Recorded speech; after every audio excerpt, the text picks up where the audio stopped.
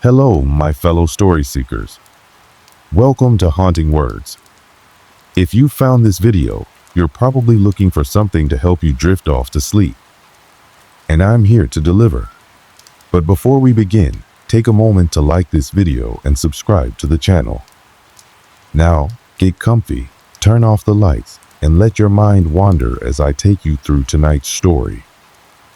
It was a time like any other when we decided to take a little getaway, a much-needed break from the hustle and bustle of our daily lives. The world had been hectic, with work piling up, life moving at a pace that never seemed to slow down. So, when we found an old, charming hotel tucked away in the mountains, we figured it would be the perfect escape. It seemed quaint, peaceful, and far from the noise of our everyday routines. It was late autumn, the days were getting shorter, and the air was filled with that crisp bite that signals the season of change. The leaves had started to turn, painting the forest around the hotel in hues of orange and red. We arrived at the hotel in the late afternoon, greeted by an old stone building that seemed to have been standing there for centuries. The lobby was dimly lit, its wooden floors creaking under our feet as we made our way to the front desk. The receptionist was an older woman, her face kind, but with eyes that seemed to carry the weight of years, perhaps decades of experiences. Her voice was soft, almost a whisper, but pleasant enough as she checked us in. The key to our room was handed to us with a smile, and we were shown the way to our accommodations. I remember that walk to the room vividly. The hotel seemed vast, the hallways long and winding, decorated with antique furniture and tapestries that gave off an almost eerie feeling. The air was thick with a faint smell of dust and aged wood, as though the place had been untouched for years. As we walked further into the hotel, the silence was palpable, save for the occasional creak of the floorboards beneath our feet.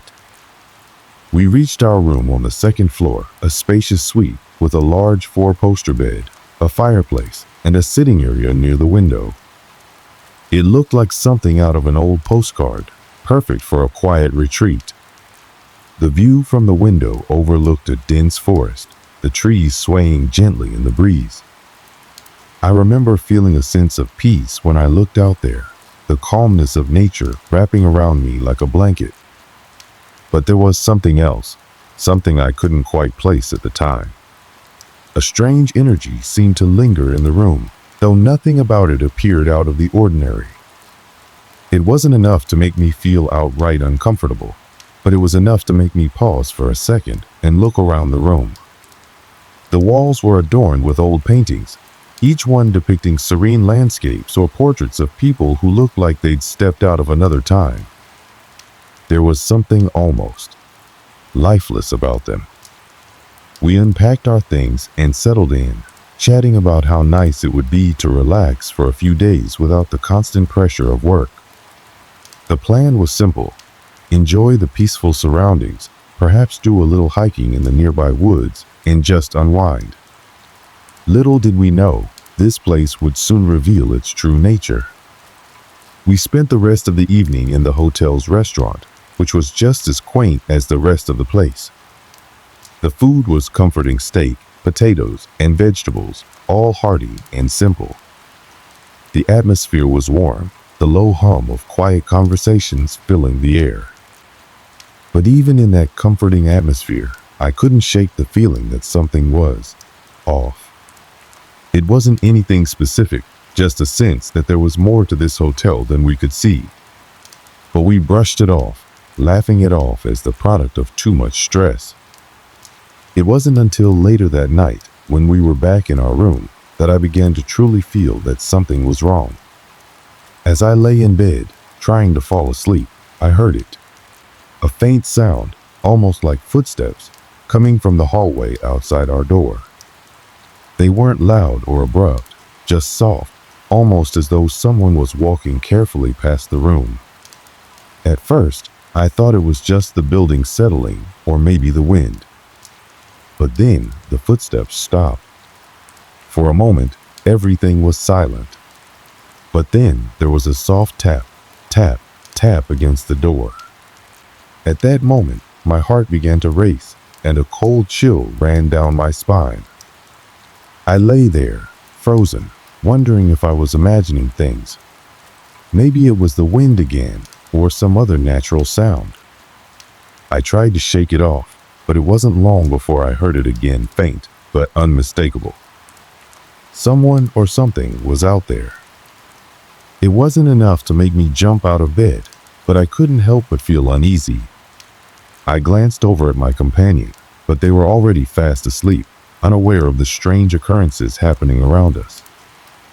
I lay there in the quiet, listening to the stillness of the room and the strange sounds that seemed to come and go. Eventually, I drifted off, the events of the night becoming a distant memory as sleep overtook me. But as I drifted into slumber, I couldn't shake the nagging feeling that something was waiting for us. The next morning, I woke up to a strange feeling, a lingering sense of discomfort that I couldn't quite explain. I couldn't put my finger on it, but it was as if the night had been disturbed by something unseen. The early morning light streamed through the curtains, casting long shadows across the room. Everything seemed normal at first glance, but there was an underlying tension in the air, as though the world outside had somehow changed overnight. I glanced over at my companion, still fast asleep, their chest rising and falling in a steady rhythm. I almost envied them, not being burdened by the same uneasy feeling I couldn't shake. I lay there for a few moments, staring at the ceiling, trying to make sense of the strange sounds I had heard the previous night. Had I imagined them? It was possible. After all, it could have been the wind, the building settling, or even just my own mind playing tricks on me after a long day of travel. But something deep down told me that wasn't the case. I shook the thought from my head and decided to start the day fresh. I didn't want to dwell on something that was so easily explained away. I got up, stretching my arms, and walked over to the window to pull back the curtains. The sight outside was stunning. The mountains, the forest, the beauty of it all made me forget the odd feeling in the pit of my stomach. The air was crisp as I opened the window to let in a little breeze. The sounds of birds chirping and leaves rustling filled the silence of the morning, and for a moment, everything felt perfectly normal. I breathed in deeply, trying to relax, telling myself that there was no reason to be concerned. But as I turned to leave the window, I noticed something odd.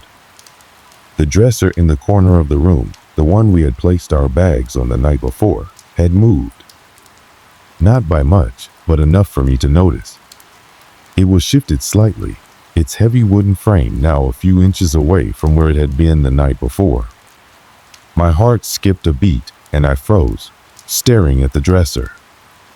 I knew I hadn't touched it, and neither had my companion. It was one of those old, heavy pieces of furniture, the kind that didn't easily move on its own. I glanced over at my companion, who was still sound asleep, completely oblivious to the unsettling change in the room. I walked over to the dresser slowly, my footsteps careful and deliberate. My fingers brushed the top of the dresser, feeling the cool, smooth surface beneath my touch. There was no sign of anything having been moved around. Nothing had fallen off, but that slight shift in position was enough to make my pulse quicken. I scanned the room, looking for any other signs that something was amiss. But nothing else stood out, nothing obvious, anyway. I was just about to turn away when I noticed something else, an odd indentation on the floor beneath the dresser. It looked like the mark of a heavy object that had been dragged across the floor, but I couldn't remember seeing it the night before. I bent down to get a closer look, my mind racing with questions. How had it gotten there? Why hadn't I noticed it earlier? At that moment, my companions stirred in their sleep, groaning softly and rubbing their eyes. They blinked a few times before looking up at me, a puzzled expression on their face. "Hey, what's going on?" they asked, their voice thick with sleep. I hesitated for a moment, unsure of how to explain what I was seeing. "Did you?" Move the dresser at all last night?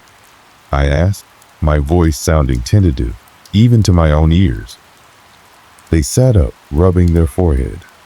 What? No, I was asleep the whole time. Why?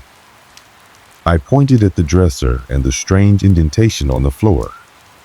It was shifted this morning, like someone moved it. They stared at the dresser for a moment, then shook their head. You're probably just tired. I mean, we're in a really old place, right? Maybe the floors creak and shift around a little. I wanted to believe that. I really did. But something in the pit of my stomach told me that this wasn't just a matter of creaky floors or my imagination. This felt different. It felt intentional. I don't know, I muttered. It just seems strange. My companion looked at me, their eyes narrowing slightly. Come on, it's probably nothing. Let's just get some breakfast, okay? We've been looking forward to this trip, and I don't want to let a little thing like this get in the way. I nodded, though I wasn't entirely convinced. I wasn't one to easily jump to conclusions, but the unease in my chest had only grown stronger. I tried to push it to the back of my mind, but it lingered like a shadow, following me as I left the room and made my way down to the dining area. Breakfast was nothing extraordinary. The restaurant had the same cozy charm as the rest of the hotel wooden tables, a crackling fire in the corner, and a friendly staff that seemed eager to make us feel welcome. We sat down, ordered our food, and tried to enjoy the morning. But no matter how hard I tried to focus on the conversation, I couldn't shake the feeling that something wasn't right. The feeling from last night, like something was watching us, was still there. As we ate, I glanced around the restaurant, observing the other guests. Most were older couples or small families, all looking content and relaxed. No one seemed to be acting out of the ordinary, which only made my discomfort feel more out of place. Why did I feel like something was off when everyone else appeared so normal? My companion noticed me staring off into the distance and raised an eyebrow. You okay? They asked, their voice filled with concern. I didn't know how to explain the growing sense of dread that was creeping up on me. I shook my head and forced a smile. Yeah, I'm fine. Just tired, I guess. But even as I said the words, I couldn't help but feel like I was lying. My mind kept drifting back to the dresser, to the strange mark on the floor, and to the odd feeling that seemed to cling to the hotel like a thick fog. After breakfast, we decided to take a walk around the grounds of the hotel, hoping the fresh air and exercise would help clear my mind. The woods surrounding the hotel were thick with trees, their trunks gnarled and twisted, as if they had been standing for centuries. The path we followed wound its way through the forest, the crunch of leaves underfoot, the only sound breaking the silence. We walked in silence for a while, my companion humming softly to themselves as they walked ahead, seemingly unaffected by the strange atmosphere I was struggling to ignore. I was distracted, my eyes darting around, scanning the trees, the underbrush, searching for anything that would explain the unsettling feelings that were haunting me. And that's when I saw it. A figure standing in the distance, just beyond the tree line. It was difficult to make out at first, the shadows of the trees obscuring most of it. But there was no mistaking the shape, a tall, thin silhouette that didn't quite seem to fit with the natural surroundings. It stood perfectly still, as though waiting for us to notice. I stopped in my tracks, my heart pounding in my chest. The figure didn't move. It just stood there, staring at us, or at least, that's how it felt. Do you see that? I whispered to my companion, my voice trembling. They turned to look, but by the time they glanced over, the figure was gone. Disappeared, like it had never been there at all. See what? They asked, their brow furrowing. I swallowed hard, feeling a knot form in my stomach. Never mind. Let's just keep going. But I couldn't shake the feeling that someone was watching us, waiting for us to make our next move. We continued our walk, but the peace I had hoped for was gone. Every rustle of leaves, every creak of a distant branch set my nerves on edge. And as we made our way back to the hotel, I knew deep down that something had changed. The unsettling feeling that had started with a shifted dresser and odd sounds was no longer something I could ignore. Something was wrong, and whatever it wasn't done with us yet. The strange feelings from the morning lingered throughout the day. The air felt thick, suffocating almost, and no matter how hard I tried to shake it, that ever-present unease clung to me like a second skin. I had hoped that after breakfast and a short walk, I'd feel better. But instead, I found myself more on edge than ever. Every creak of the floorboards, every rustle of fabric set my nerves alight. Even my companion, who had brushed off the earlier oddities, was starting to seem distracted, as if they could sense the tension in the air too. We spent the day exploring the hotel's grounds, but the beauty that had once been so inviting now felt oppressive. The towering trees that lined the perimeter of the hotel looked darker somehow, the shadows deeper. The wind had picked up, whispering through the branches in an eerie, haunting way. It wasn't the kind of wind that made you feel alive. It was the kind that made you feel watched. Like something just out of sight was waiting, biding its time. We returned to our room late in the afternoon, both of us tired, but unable to shake the sensation that something was wrong. The moment we stepped through the door, the room felt different. It was colder than it had been earlier, even though we hadn't touched the thermostat. The chill in the air seemed to seep into my bones, and for the first time, I had the overwhelming urge to leave, to pack our bags and just drive away. But I didn't. I couldn't bring myself to do it. Instead, I just stood there, frozen for a moment, unsure of what to do. The room seemed to be closing in on me, as though the walls themselves were shifting, moving in ways I couldn't see. I turned to my companion, but they didn't seem to notice anything. They were already dropping their bag onto the bed and pulling out their phone, distracted by something on the screen. I walked over to the window, hoping the view outside would calm my racing thoughts.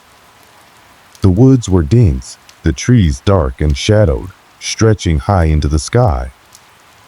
The night was falling quickly, the first signs of twilight casting an eerie glow over the landscape. I watched as the wind picked up, the branches swaying violently, almost as though they were alive. And that's when I heard it. A soft knock, a tap, coming from somewhere in the room. I whipped my head around, scanning the room for any sign of who or what had made the sound. There was no one there. My companion hadn't heard it, they were still absorbed in their phone. The knock came again, louder this time, and it seemed to echo through the room, bouncing off the walls. My pulse quickened, and I could feel a cold sweat forming on the back of my neck. "Did you hear that?" I asked, my voice shaking despite my best efforts to sound calm. My companion looked up, confused. "What?" "That sound," I pressed. It sounded like someone knocking. They stared at me for a long moment, then shook their head. I didn't hear anything, but I was sure I had. I could feel my heart pounding in my chest, the blood rushing in my ears. My mind raced, trying to rationalize the sound, but I couldn't. The knock came again, this time from the closet. I didn't need to look to know it was coming from there. The sound was too precise, too deliberate. Without thinking, I grabbed my companion's arm and pulled them toward the door. "We need to check it out. Now." "Wait, what are you doing?" they asked, clearly startled by my sudden urgency. But I wasn't listening. I was already walking toward the closet, my body tense, every muscle screaming at me to turn back. But I couldn't. Not now. Not with whatever was happening. I reached for the door handle, my hand trembling. The room seemed to grow colder, the air thickening around me. I could feel the presence of something in the room, watching, waiting. My breath caught in my throat as I opened the door. The closet was empty. Nothing was out of place. Just shelves lined with towels and blankets, a few extra pillows stacked neatly in the corner. The knock had stopped. The silence was deafening. I let out a shaky breath, not sure whether to feel relieved or disappointed. Was it my imagination? Was I just being paranoid? But then I noticed something strange. A faint mark, barely visible, on the floor of the closet near the wall. It looked like it had been scraped, as though something had been dragged across it. I stepped closer, squinting to get a better look, and that's when I saw it written in what appeared to be smudged dust or dirt. Leave. I froze. I couldn't breathe, couldn't think. My mind went blank as I stared at the word, barely believing what I was seeing. Leave? It didn't make sense. Who had written that? Why? My companion, now standing behind me, must have seen the look on my face because they immediately stepped forward, their voice low and steady. What's wrong? I couldn't speak. I could only point at the floor. My companion knelt down, inspecting the mark. They didn't seem as disturbed as I felt, but there was a flicker of concern in their eyes. What do you think this means? They asked, their voice tight. I don't know, I whispered, my throat dry. But I don't think we're alone here. We both stood there for a long moment, the weight of the words on the floor hanging in the air, unspoken but undeniable. My mind was racing, trying to piece everything together. The sounds, the feeling of being watched, the strange knock, and now this. It was too much to dismiss as coincidence. Something was happening here, something we couldn't explain, something we didn't understand. My companion gave a short, nervous laugh, trying to brush off the tension. It's probably nothing. Some prank by the staff or, I don't know. Let's just relax, okay? Maybe it's just the old building playing tricks on us. But I didn't feel like relaxing. The unease had only grown stronger, and I knew I couldn't ignore it anymore. I had to figure out what was happening. I had to understand why we were being made to feel this way, why we were being forced to see things that couldn't be real. I turned to leave the closet, but the moment I stepped out, I noticed something else. The mirror on the wall across the room was cracked. I hadn't seen it before. It had been fine just that morning, but now it was shattered, a jagged web of lines spreading across the surface. I didn't need to look closely to know it hadn't been like that earlier. I had checked. The mirror had been intact. But there it was. I felt a shiver run down my spine, and I could hear my own breath coming in short gasps, my heart pounding in my chest. The room had become suffocating, the air thick with tension. Something was coming. I could feel it. We stood there in silence, unsure of what to do. The only sound was the wind outside, howling now, pressing against the windows as if trying to get in. The night had fallen completely, and with it came an eerie stillness, the kind that fills your ears with a buzzing hum, as though the world is holding its breath. I knew we had to get out, but the more I looked at the mirror, at the word on the floor, at the empty closet, the more I realized something else. We were trapped. The night seemed to drag on endlessly, the air in the room growing colder with each passing minute. It was as if the very walls were closing in around us. I could feel the weight of the silence pressing down on me, suffocating me. The strange events that had been unfolding since our arrival were now impossible to deny. Every flicker of movement, every shadow, every sound seemed to carry a purpose. And that purpose was clear. We were not welcome here. We had decided to leave. That much was clear. We couldn't stay any longer. But as we packed our things, the unease continued to gnaw at us. The feeling of being watched, The chill in the air, and that unmistakable sensation that we weren't alone, it was all too much to ignore. But as we reached for the door, the most unnerving part of the night occurred. It started with the lights. They flickered once, then twice. My heart skipped a beat. I looked over at my companion, who was already frowning, their eyes wide with concern. "What was that?" they whispered. Before I could respond, the room plunged into darkness. Absolute, utter darkness. The kind that takes your breath away. The kind where you can't even see your own hand in front of your face. I stumbled forward, my hands searching for the light switch, but there was nothing. Nothing at all. "Hello?" I called, my voice shaking as I reached for my companion. "Are you okay? Can you hear me?" There was no reply. I felt panic rising in my chest. My thoughts began to race. Was this some sort of power failure? No, it couldn't be. The air felt too thick, too heavy. It wasn't just the lights. Something was wrong. Something had changed. "Stay close," I said, my voice barely a whisper. I wasn't sure if I was talking to myself or my companion, but the words felt necessary. Like a chant. Something to hold on to. Suddenly, a sound broke the silence. It was a low, guttural groan coming from somewhere behind me. My heart skipped a beat, and every instinct told me to run. I spun around, but there was nothing there, just the inky blackness of the room. "Did you hear that?" I whispered, my voice trembling. There was no response. My companion hadn't made a sound. I turned back to the door, trying desperately to get my bearings. It was as though the room was shifting, expanding, growing larger, then smaller, like a living entity. The walls seemed to pulse in time with my own heartbeat.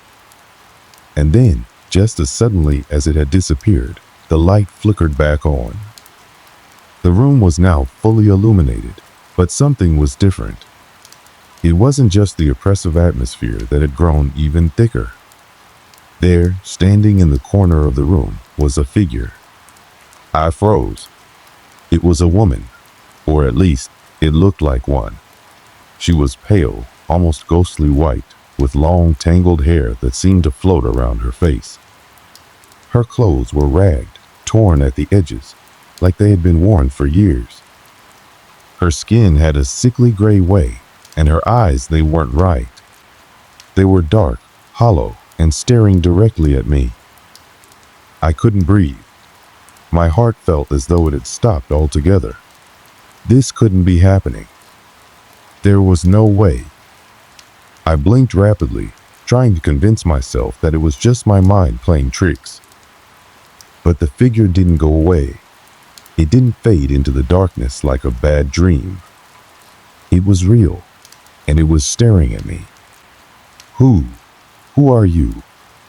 I managed to croak, my voice barely more than a whisper. The figure didn't respond, but her mouth twisted into a grotesque smile, an unnatural, bone-chilling grin. Her eyes seemed to widen as if they were devouring me, pulling me in, and I felt my body go cold with fear. The room seemed to stretch again, and the air grew even colder, like the very atmosphere was being drained from the space around me. I could feel it, the presence of something dark, something ancient. It surrounded me, pressing in, suffocating me. The woman didn't move, but I could feel her presence in every corner of the room, in every breath I took. Then, out of nowhere, a voice low and harsh echoed through the room. "Leave. Now." I stumbled backward, my mind struggling to comprehend what I was seeing. The voice wasn't coming from the woman, it was coming from everywhere. It reverberated through the walls, through the floor, through my very bones. I was paralyzed, unable to move, unable to breathe. I couldn't tear my eyes away from the figure.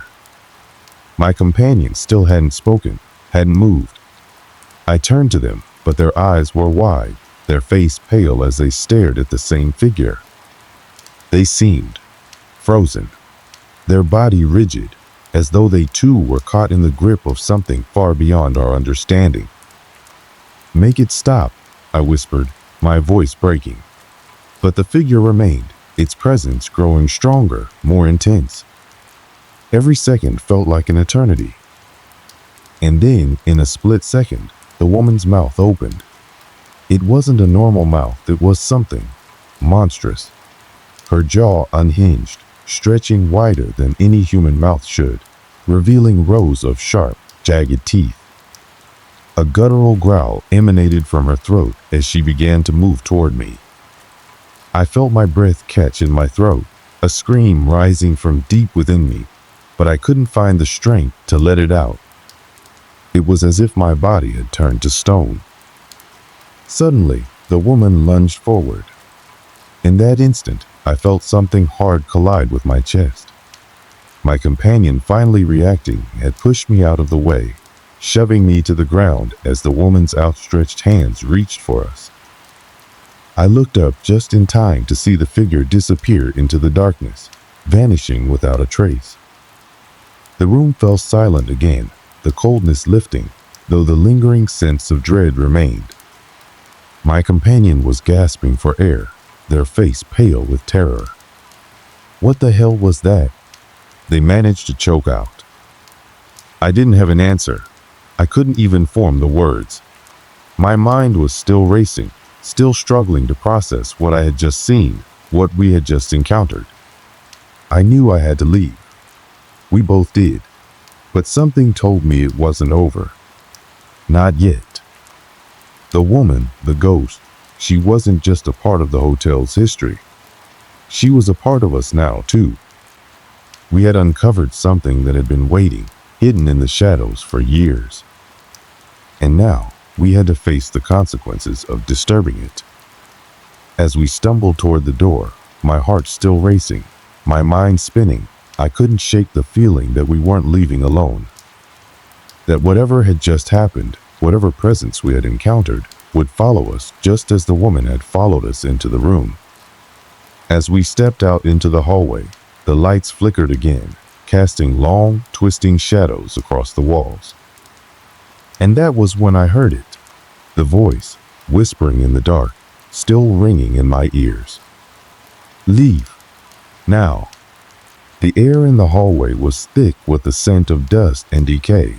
The silence, so oppressive it felt like a physical force. My heart was still pounding in my chest as I pulled at the door handle, the metal cold beneath my hand. My companion stood next to me, frozen, their eyes darting nervously around the dimly lit corridor. We hadn't spoken since the encounter in the room. Neither of us knew what to say. Words felt useless in the face of what we'd just experienced. How could you describe what had happened? How could you explain something so otherworldly, so completely outside the realm of reason? The sound of the voice, the figure in the corner, the chilling smile, none of it made sense. But one thing was painfully clear. We were not safe. That thing, that woman, was real. And it wasn't going to let us go easily. With trembling hands, I pushed the door open, stepping cautiously into the hallway. The building seemed quieter now, but the tension hung in the air like a storm cloud, ready to burst at any moment. My companion followed closely behind me, their footsteps echoing loudly in the silence. Should we leave?" they asked, their voice shaking. I could tell they were just as scared as I was, but we both knew there was no easy way out. I nodded. "We have to." I wasn't sure how to explain it, but deep down, I knew that if we stayed much longer, we wouldn't leave at all. Something about the hotel, about the woman we'd seen, felt like a trap, a pull that wouldn't release us, no matter how hard we tried to escape. As we made our way down the narrow hallway, the flickering lights cast eerie shadows that seemed to stretch and twist along the walls. Every door we passed felt like a potential danger, a hidden threat just beyond the threshold. I couldn't shake the feeling that something was watching us, waiting for the moment when we'd let our guard down. "Do you think it's over?" my companion asked, their voice barely a whisper as they walked beside me. "I don't know," I replied, though I felt a chill creeping down my spine. "But I don't think we're done here." We reached the stairs, and I felt a wave of relief wash over me. The exit was just ahead. We could get out of this place, finally leave the nightmare behind. But as I started down the stairs, a sound from behind stopped me dead in my tracks. A soft thud, a dragging noise. It was faint at first, almost like the sound of a heavy object being dragged across the floor. But it was growing louder, closer. I turned to look back at the hallway, my breath catching in my throat. "What is that?" my companion gasped, looking just as terrified as I felt. "I don't know, but we need to keep moving." I started down the stairs again, my legs feeling like lead. I wanted to run, to scream, to get out of this place as fast as possible, but my feet wouldn't move any faster than a slow, deliberate pace. Every instinct was screaming at me to escape, but something kept me tethered to the building. Something that wouldn't let me go. As we reached the ground floor, we hurried toward the front doors. But just as I reached for the handle, I froze. The door wouldn't budge.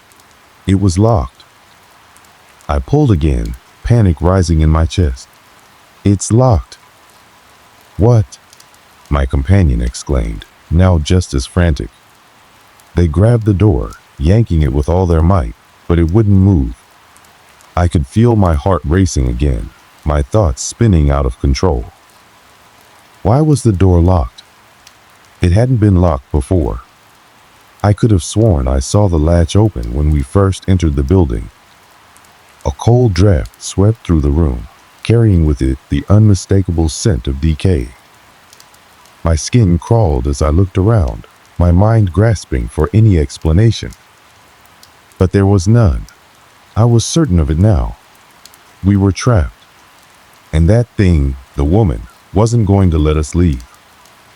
Just as I turned to look back toward the hallway, I saw a figure standing at the end of the corridor. It was her, the woman. She was just standing there, staring at us with those hollow eyes. The same grotesque smile twisted across her face, and her mouth opened wide, impossibly wide, as if to speak. But no words came out. Instead, a sound like static filled the air, a horrible noise that made my ears ring. It was deafening, pressing in on me, suffocating me with its intensity. I turned back to the door, frantic now, trying everything to break free. I tried the handle again and again, but it was no use. The door wouldn't open. I felt trapped, caught in the same twisted nightmare that had followed us from the very beginning. "We can't stay here," my companion said, their voice barely more than a whisper. But I could hear the fear in it, the same fear that was rising within me. I turned to them, my mind racing. There had to be a way out. There had to be something. We couldn't just give up, couldn't just let this thing win. "Follow me," I said, my voice trembling but determined. "We'll find another way." We turned away from the front door, making our way toward the back of the building, desperate for an exit. Every hallway we passed felt like it was stretching longer and longer, as though the hotel itself was trying to keep us inside. The walls seemed to close in around us, the air growing thicker with each step. But as we reached the back door, I felt it. The cold, oppressive presence had returned. It was behind us, just out of sight, but I knew it was there. And the door, when I tried it, was locked, just like the other one. "No," I cried, pounding my fist against the door.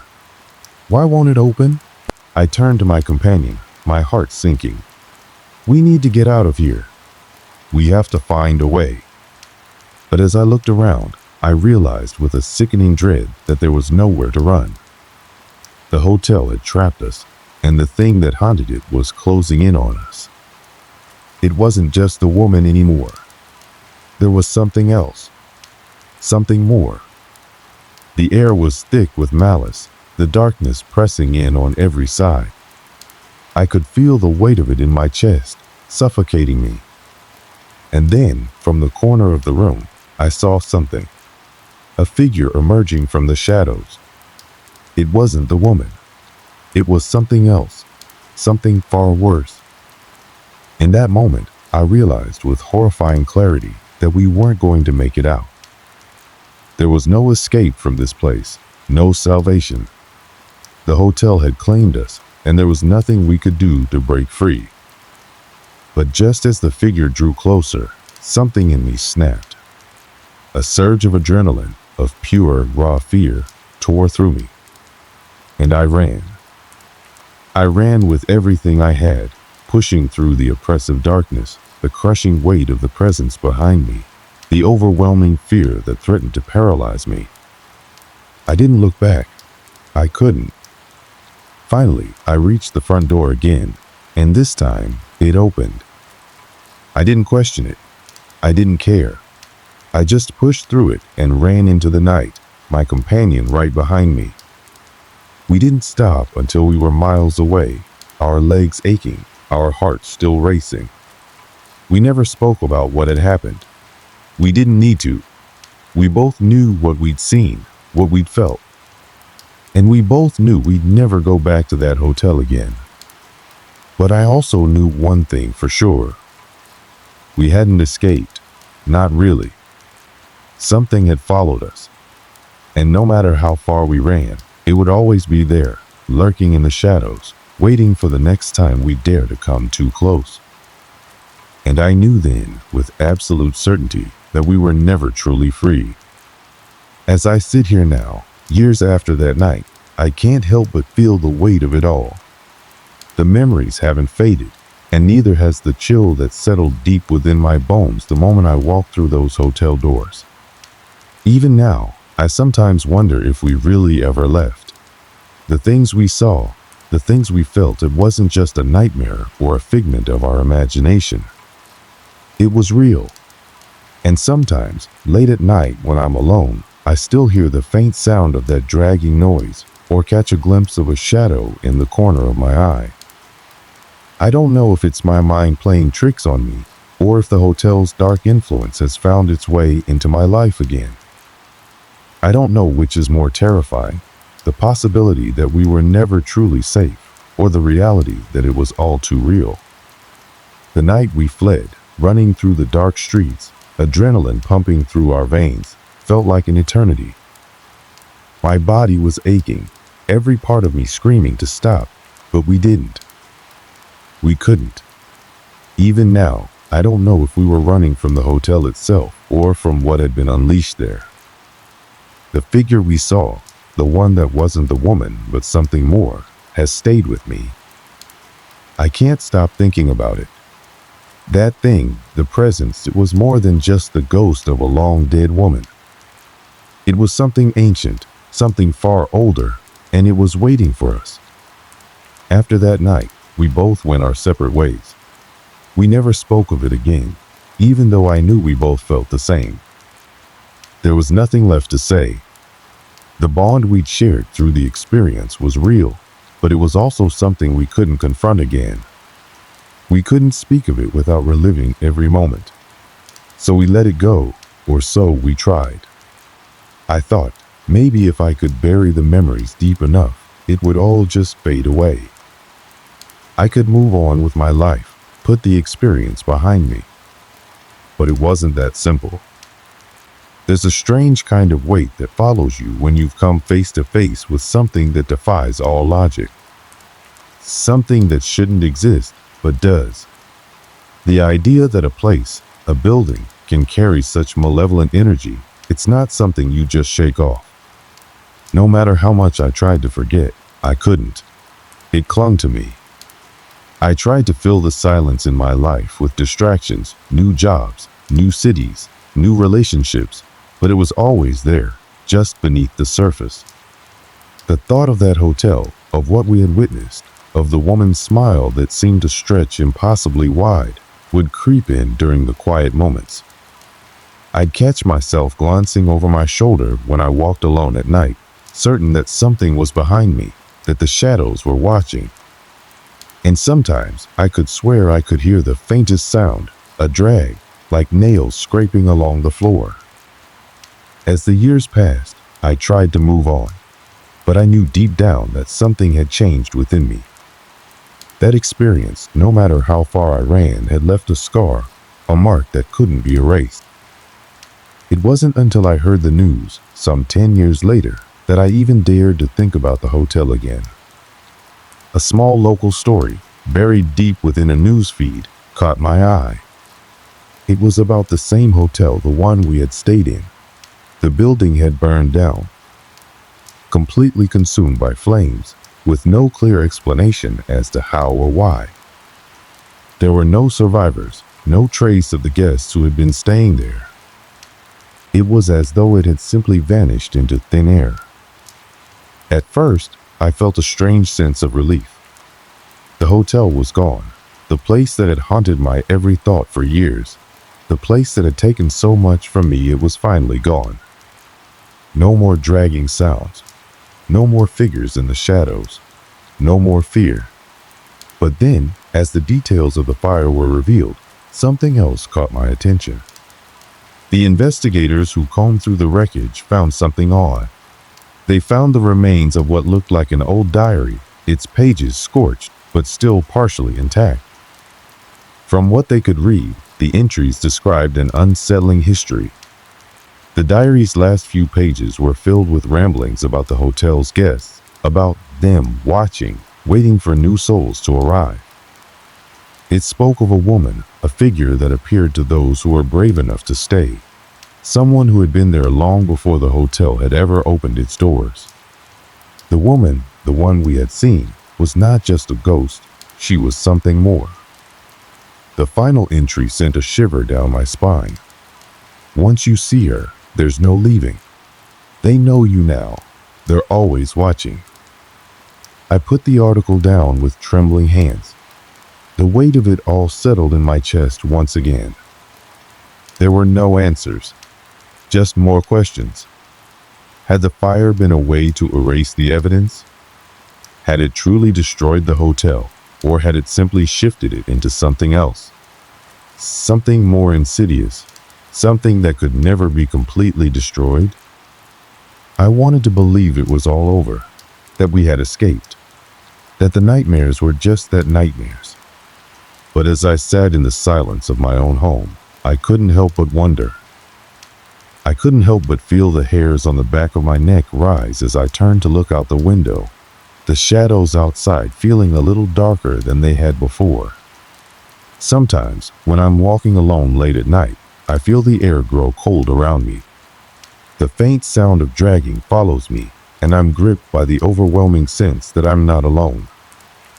I stop, look around, and for just a moment, I swear I see something in the distance, a figure in the shadows, watching me. But when I blink, it's gone. I tell myself it's nothing, just my mind playing tricks on me, just the echo of an old memory. But deep down, I know the truth. There's no escaping what happened, no running from it. That hotel, its dark history, the woman, it's all still there, just beyond the edge of my perception. And I know now, in my heart, that no matter how far I run, no matter how many years pass, I'll never truly be free from it. That hotel and what we saw within it is a part of me now. A part of all of us who were touched by it. And someday, it will come for me again. But until then, I'll keep moving forward, living my life as best as I can, always looking over my shoulder, knowing that the shadows are never truly empty. The hotel may be gone, but its influence is still very much alive. And I am not the same person I was when I first walked through its doors. It was supposed to be just a weekend getaway, something to disconnect from the chaos of everyday life. My friends and I had been planning this trip for months, four of us, eager to escape the hustle and bustle of the city, to take a break from work, family obligations, and the constant noise of modern life. A cabin in the woods seemed like the perfect choice.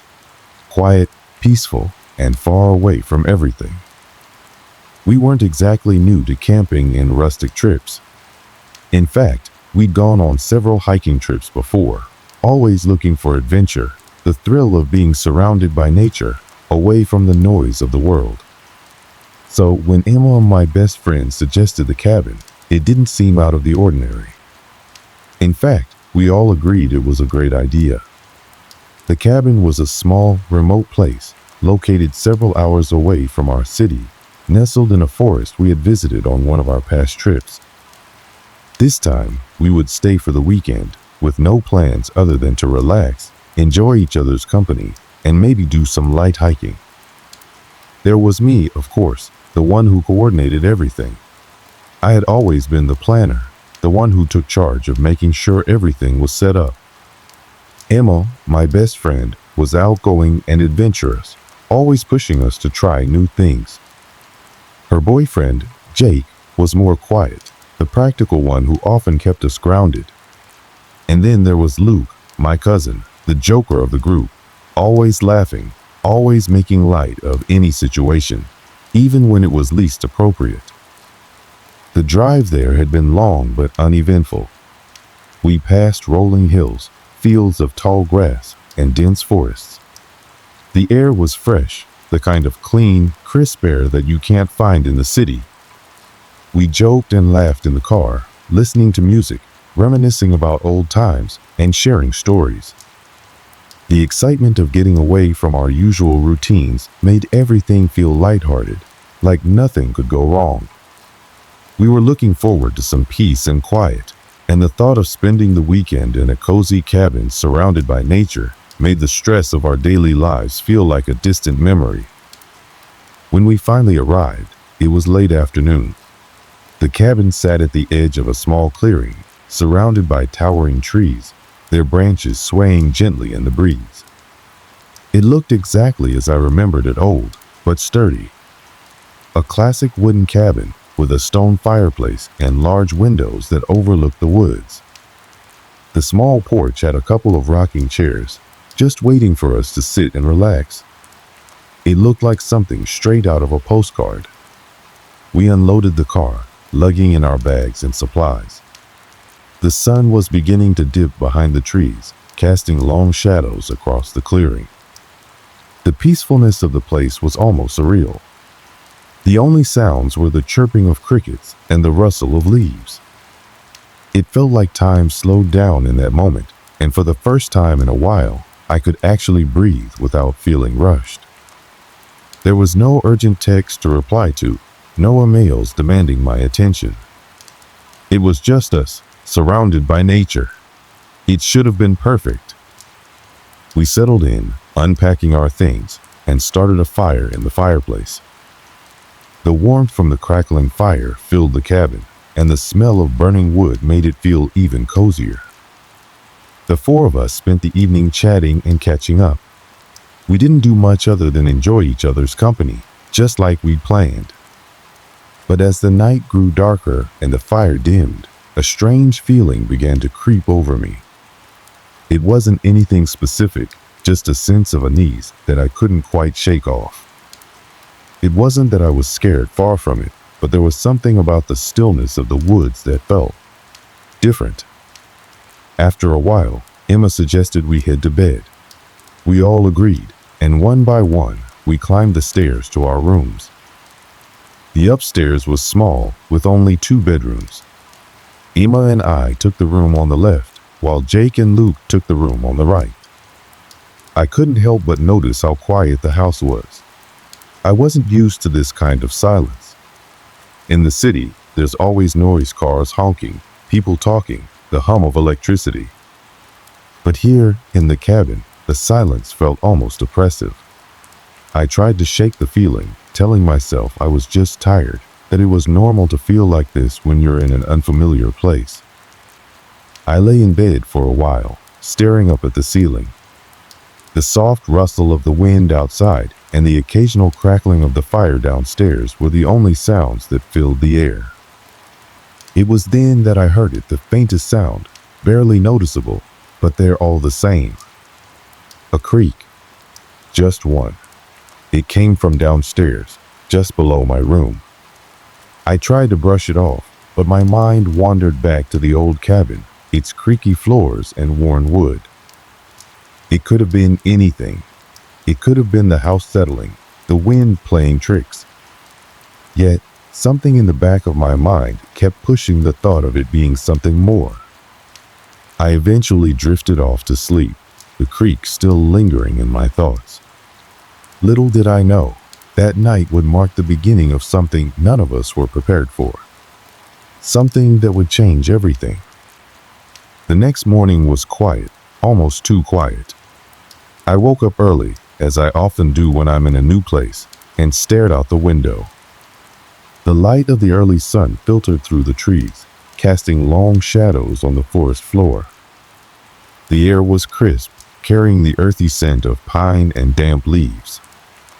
It was the kind of morning that you want to last forever, and I tried to tell myself to relax, to truly enjoy the peacefulness that surrounded us. Downstairs, Emma was already up, busy making coffee. She looked over her shoulder when I entered the living room and smiled, though there was something in her eyes, something I couldn't quite place. She was always the cheerful one, the one who found joy in every little thing, but that morning she seemed off. "Morning," she said, her voice just a little too quiet. "You sleep okay?" I nodded, though in truth, I hadn't slept well. The creaking from the night before had stayed with me, replaying in my mind until I had finally managed to fall asleep in the early hours of the morning. I didn't want to mention it though, not wanting to sound ridiculous. We were here to enjoy ourselves, not start overanalyzing everything. But I wasn't the only one who had noticed something strange.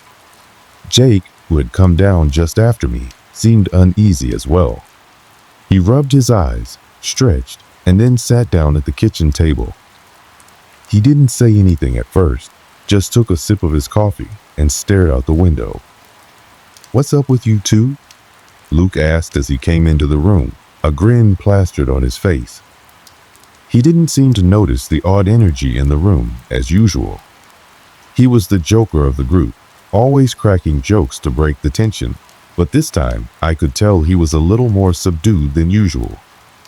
"Nothing," Emma said quickly, but there was a hesitation in her voice. "Just tired, I guess." "Weird dream," I added, trying to brush it off. But it wasn't just a weird dream. It was something more. After breakfast, we decided to head out for a short hike, wanting to stretch our legs and explore the surrounding woods. It was the perfect morning for it, the sun shining through the trees, the air cool but not cold, and the sounds of the forest in full swing. Birds chirped in the distance, and a squirrel darted across our path, looking for food. It felt completely normal, but I couldn't shake the feeling that something was subtly off. We were about a mile into the forest when we found the first real sign that something wasn't right. Emma stopped suddenly, her face pale. We all turned to look at her, wondering if something had startled her. She didn't say anything at first, just stood there, staring at something in the distance. "Emma?" I called out. "What's wrong?" She blinked a few times and then shook her head, as though trying to clear her thoughts. I thought I saw something. "Over there," she said, pointing toward a cluster of trees on the edge of the trail. We all turned to look, but there was nothing there, just the thick woods, shadows stretching long across the ground. "Are you sure?" Luke asked, his voice light but with a hint of concern. "It's probably just a deer or something." Emma nodded slowly, but the unsettled look on her face remained. "Maybe," she muttered, but she didn't seem convinced.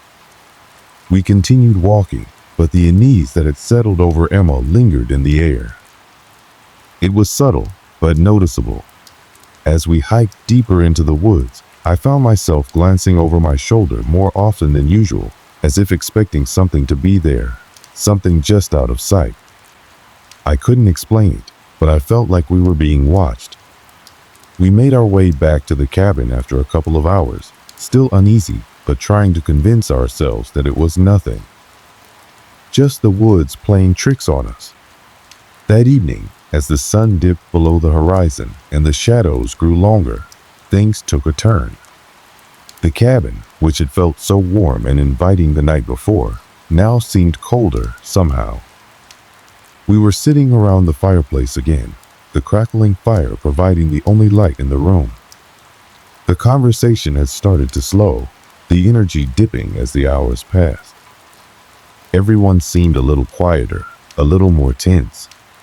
And then, without warning, there was a knock at the door. It was so sudden, so loud, that it made us all jump. We froze, staring at the door, unsure of what to do. We hadn't seen a single soul since we arrived. No cars, no hikers, no one at all. There were no neighbors for miles. So, who could it be? "Who the hell is that?" Jake muttered, standing up from his seat.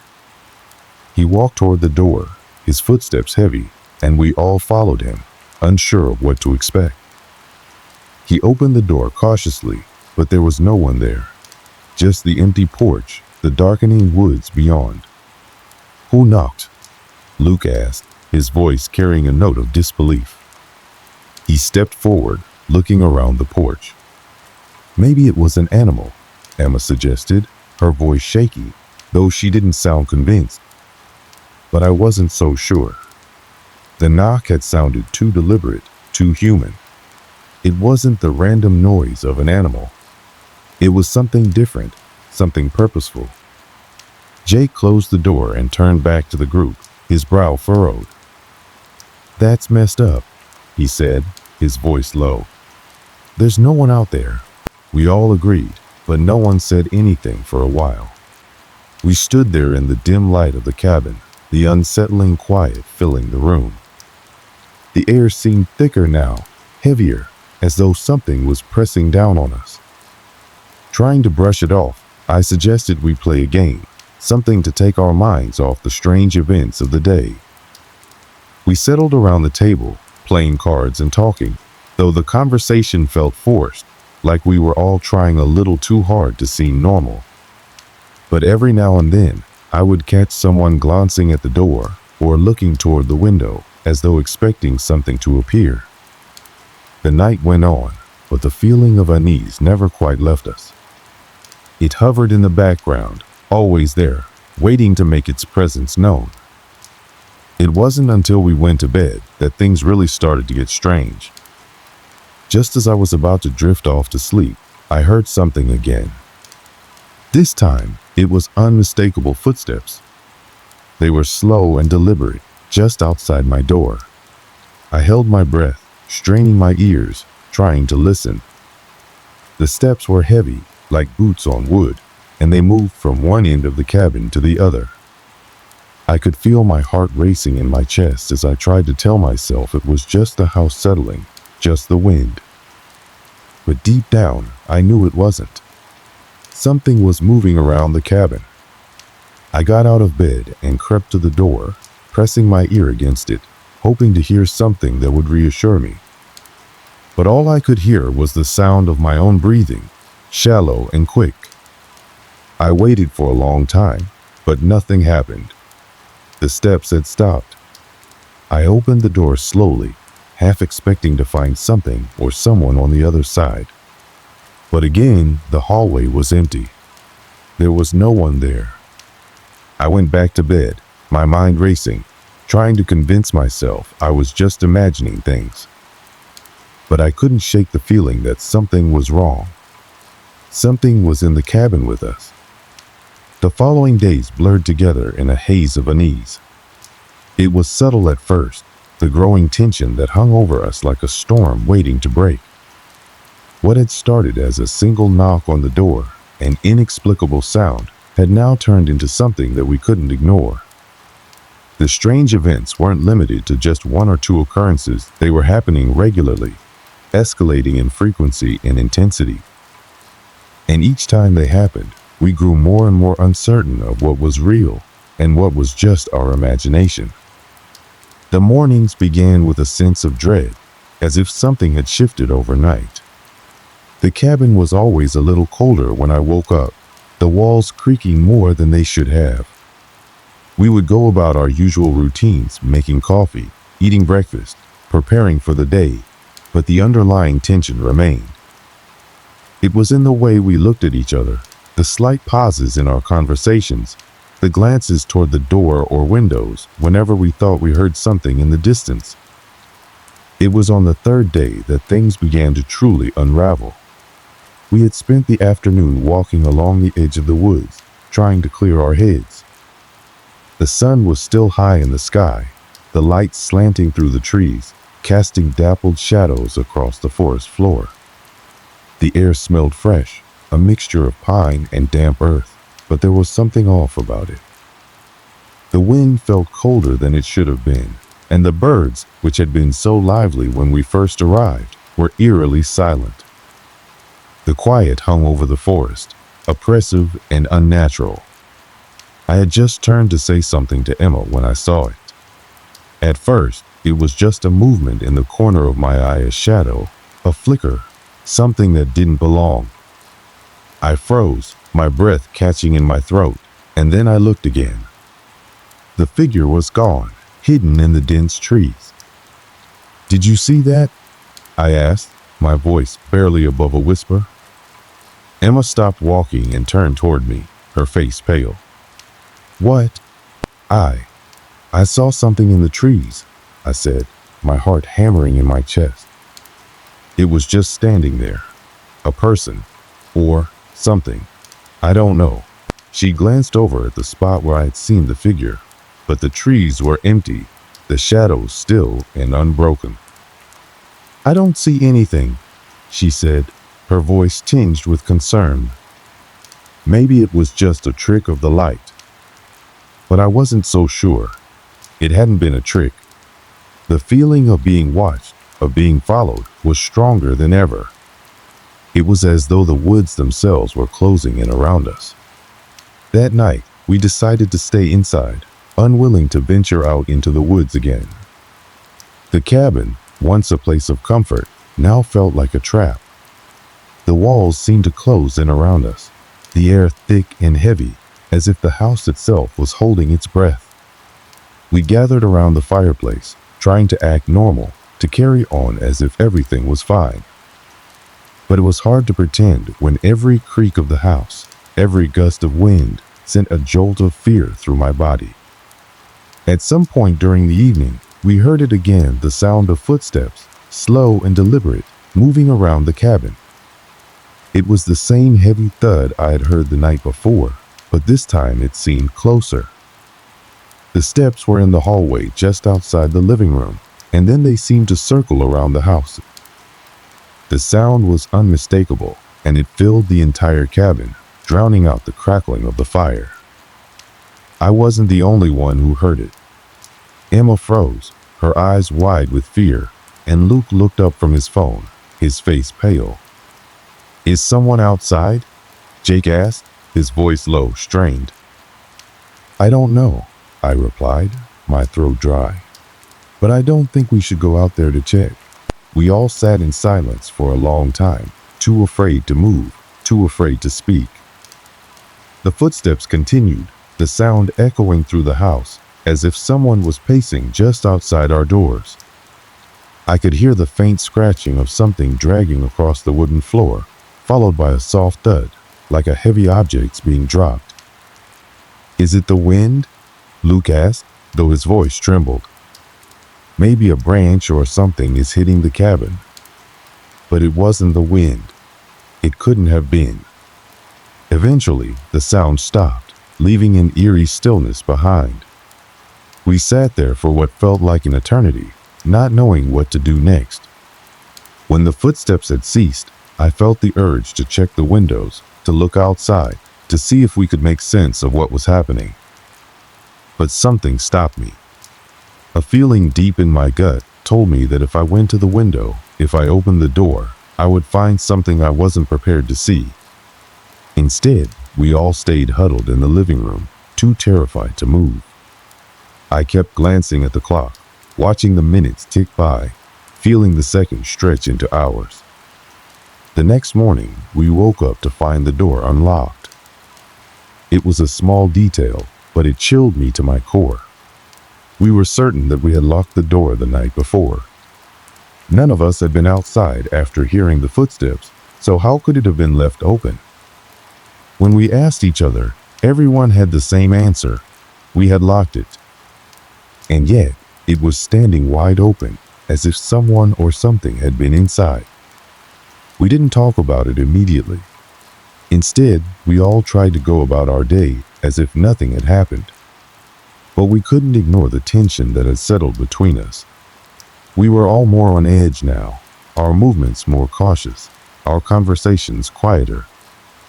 Every creak of the cabin, every rustle in the trees made us jump. That afternoon, we decided to investigate. There was no other choice.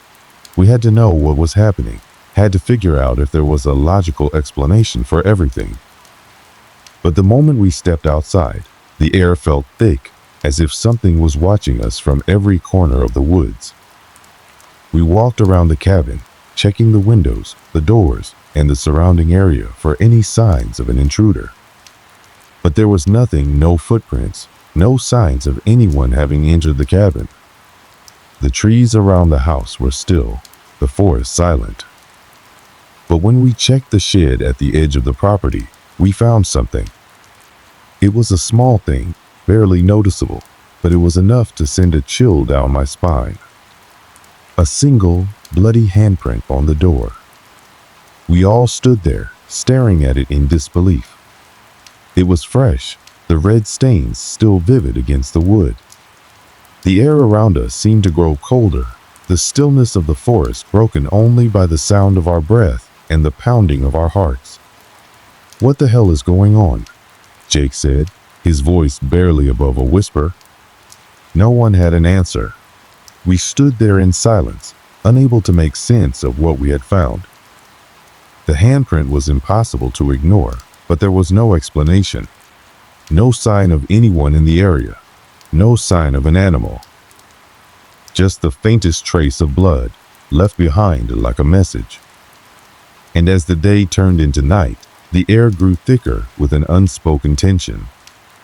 We had disturbed something, uncovered something that we couldn't explain. And we knew, deep down, that we were no longer alone in that cabin. Something had been with us from the moment we arrived, watching, waiting. And now, whatever it was getting closer. The night of the incident remains etched in my mind like a nightmare I can never wake from. It was that night when everything changed, the night when the veil between the living and the unknown was pulled back, revealing something we were never meant to see. Up until that point, the strange events had been unsettling, but we had somehow managed to push through, trying to convince ourselves that there was a logical explanation for everything. But after that night, there was no going back. The truth was no longer something we could deny. It all started when the storm hit. It wasn't the usual kind of storm. The wind howled through the trees like a wild animal, and the rain came down in sheets, pounding against the roof with a force that made the cabin shake. It felt as if nature itself was angry, like the woods were alive, pushing in on us, forcing us to confront what had been hiding in the shadows. The power went out early in the evening, and we were left with nothing but the dim glow of candles and the crackling fire to light the room. We huddled around the fireplace, trying to make the best of the situation. But the atmosphere in the cabin was thick with tension, the air heavy with a sense of impending doom. We spoke in hushed voices, trying to avoid discussing what had happened in the past few days, trying to convince ourselves that everything was fine. But it wasn't fine. We could feel it deep in our bones. Something was coming. It was just after midnight when the first noise came. It wasn't the wind howling or the trees creaking. It was something different. A slow, deliberate sound like footsteps dragging across the wooden floor. It started from the hallway just beyond the living room and slowly crept toward us. At first, I thought it was my imagination, the product of too many nights spent in fear. But then it came again, closer this time, unmistakable in its intent. The sound of something or someone walking toward us. I turned to Emma, my heart in my throat. Her face was pale, her eyes wide with fear. She grabbed my arm, her grip tight. "Do you hear that?" she whispered. I nodded, my own voice failing me. We all heard it, Luke, Jake, and Sarah, each of us frozen in place, too terrified to move. The footsteps grew louder, closer, and we all instinctively leaned toward the fireplace, the warmth of the fire offering little comfort in the face of the growing terror. Then the door to the hallway creaked open. No one had gone near the door. We were all sitting right there in the living room, too afraid to move, and yet the door slowly inched open, as if something or someone had deliberately pushed it. The air in the room grew frigid, a cold that seeped into our bones, and the hair on the back of my neck stood on end. The sound of breathing, shallow and labored, filled the room, and I could feel a presence just beyond the doorway, something waiting. Suddenly, the figure appeared. At first, it was nothing more than a shadow, a shape moving just beyond the edge of the dim light. It was tall, unnaturally so, and its outline seemed to shimmer in the candlelight, as if it was somehow not fully part of this world. The figure moved slowly, deliberately, its footsteps echoing in the silence of the cabin. We could see the faint outline of a face, pale and gaunt, with hollow eyes that seemed to stare straight through us. The air around it shimmered, and I could feel the weight of its presence, as if it was pulling the very air from my lungs. I couldn't breathe. I couldn't move. None of us could. We were trapped in that room, paralyzed by fear, unable to do anything but watch as the figure moved closer. It stepped fully into the room, its form becoming more distinct, more solid. It was wearing tattered, ragged clothing, the fabric stained and torn, as if it had been worn for centuries. The face, if you could even call it a face, was gone, stretched thin with age, the skin pale and weathered. But the most unsettling feature was the eyes. They were hollow, dark pits, empty and devoid of life, yet they seemed to stare straight into my soul. I could feel the weight of its gaze, as if it was searching for something deep inside me. Who are you?" Emma managed to whisper, her voice barely audible, trembling with fear. The figure didn't respond. It didn't need to. It didn't speak. It just stood there, motionless, staring at us with those hollow eyes. I could feel a cold sweat forming on my skin, my heart pounding in my chest. My mind was screaming for us to run, to do something, but I couldn't move. None of us could. It took another step forward, and I saw its mouth move. It didn't speak words, but I heard the sound. A low, guttural whisper that seemed to echo in my mind, reverberating in the deepest part of my soul. "Leave. Leave now." The words weren't spoken aloud, but I heard them clearly, as if they had been drilled directly into my brain. It was a voice that was both alien and familiar, a voice that belonged to something that had no place in this world.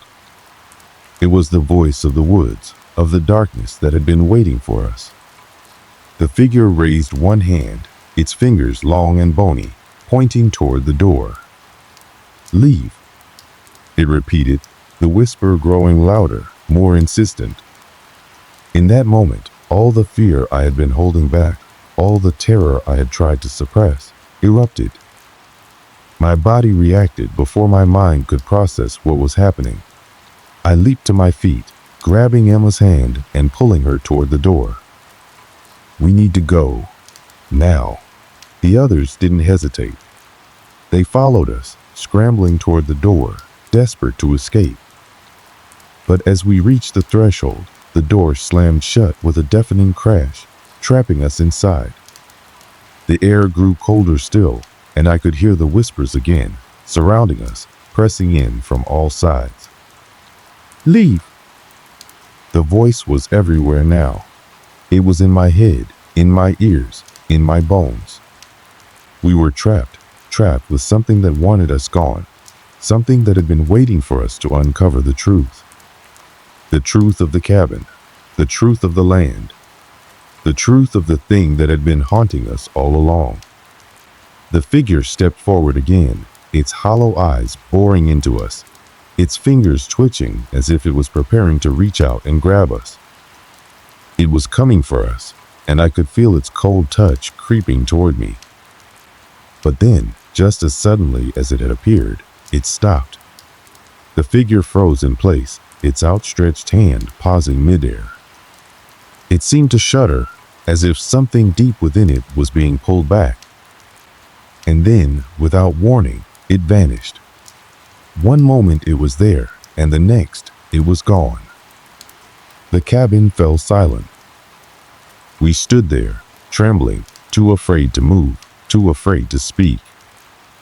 The fire flickered weakly in the corner, the only light in the room. But it wasn't enough to chase away the shadows that had crept in. The presence, that feeling of being watched, still lingered in the air, like a thick fog that refused to lift. None of us said a word. We didn't need to. We knew what we had seen. We knew what we had encountered. And we knew that the cabin was no longer just a place of refuge. It was something far worse, a prison for the living and the dead. We had been warned, and now there was no turning back. The silence that followed the figure's disappearance felt more suffocating than the storm that raged outside. It was the kind of silence that seems to press down on you, filling the air with a weight you can't escape. For a few moments, none of us dared to speak. We stood frozen, still clutching each other as if we might disappear too if we let go. I could feel my pulse racing, each beat a reminder that we were still trapped in the nightmare we hadn't yet escaped. Emma was the first to break the silence. Her voice trembled as she whispered, barely audible, "What? What was that?" I didn't know how to answer her. I wanted to say something reassuring, something that would make everything feel normal again. But the words stuck in my throat. I had no answers. None of us did. We had spent days trying to convince ourselves that there was some rational explanation for the strange events, but nothing about tonight had been rational. Nothing about the figure we had encountered made sense. Jake, his face pale, finally spoke up. "We need to leave. Now." His voice was shaking, and I could see the panic in his eyes. He was right. We couldn't stay here, not after what had happened. The cabin, once a place of shelter, had turned into something else, a place of torment, a place where something was waiting for us. Something we couldn't escape. But even as I nodded, as we all agreed that leaving was the only choice, a gnawing fear tugged at my mind. Where could we go? What if that thing, whatever it was, followed us? What if it wasn't just the cabin that was haunted, but the land itself? I looked over at the others, seeing the same fear mirrored in their eyes. None of us spoke, but the message was clear. We needed to leave, but leaving wouldn't make us safe. It wouldn't erase what had happened. Emma grabbed her jacket and rushed to the door, but before she could open it, the sound of something scraping across the floor stopped her. It wasn't the wind. It wasn't the storm.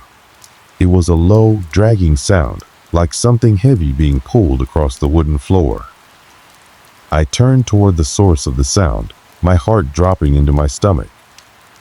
The hallway door, the one that had opened on its own earlier, was moving again. Slowly. Inch by inch, it inched open, as if something was on the other side, pushing it forward.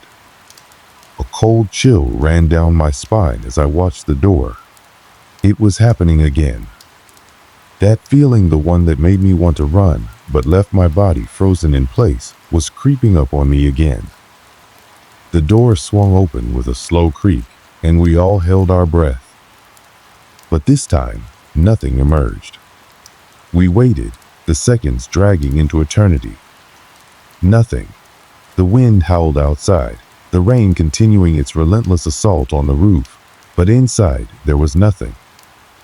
No footsteps, no shadowy figure, just the eerie stillness that had taken over the cabin. It was almost as if whatever had been tormenting us had retreated for the moment, as if it was waiting for something, waiting for us to make a move. I felt a coldness settle over me, and the weight of the air in the cabin seemed to press in even harder.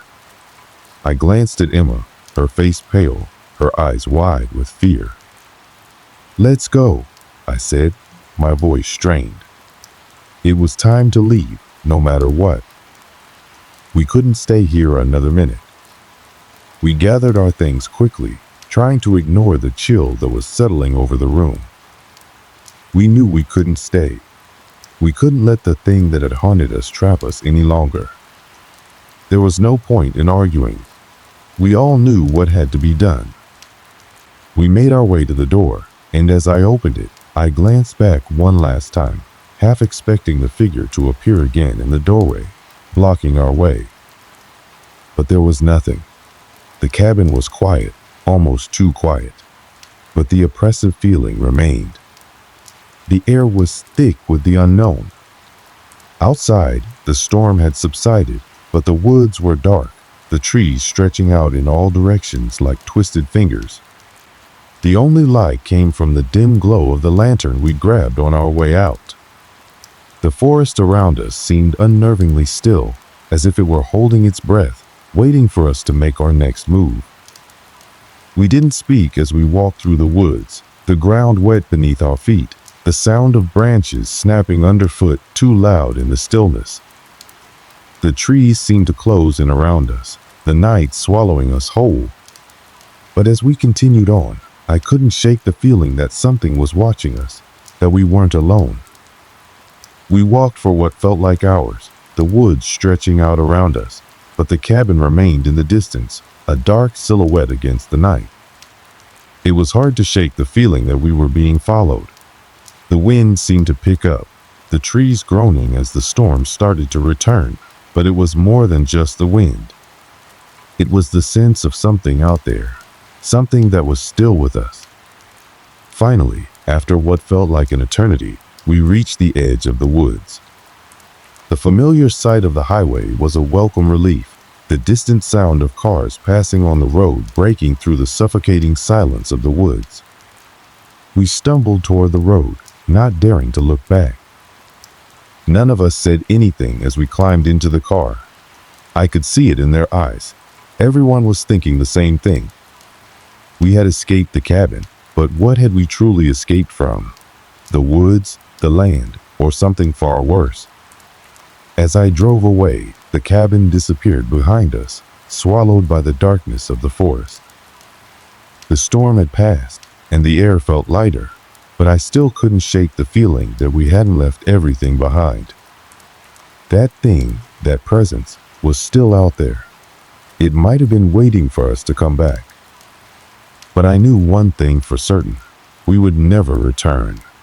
The cabin in the woods had been our last stop, the last place we would ever allow ourselves to be trapped again.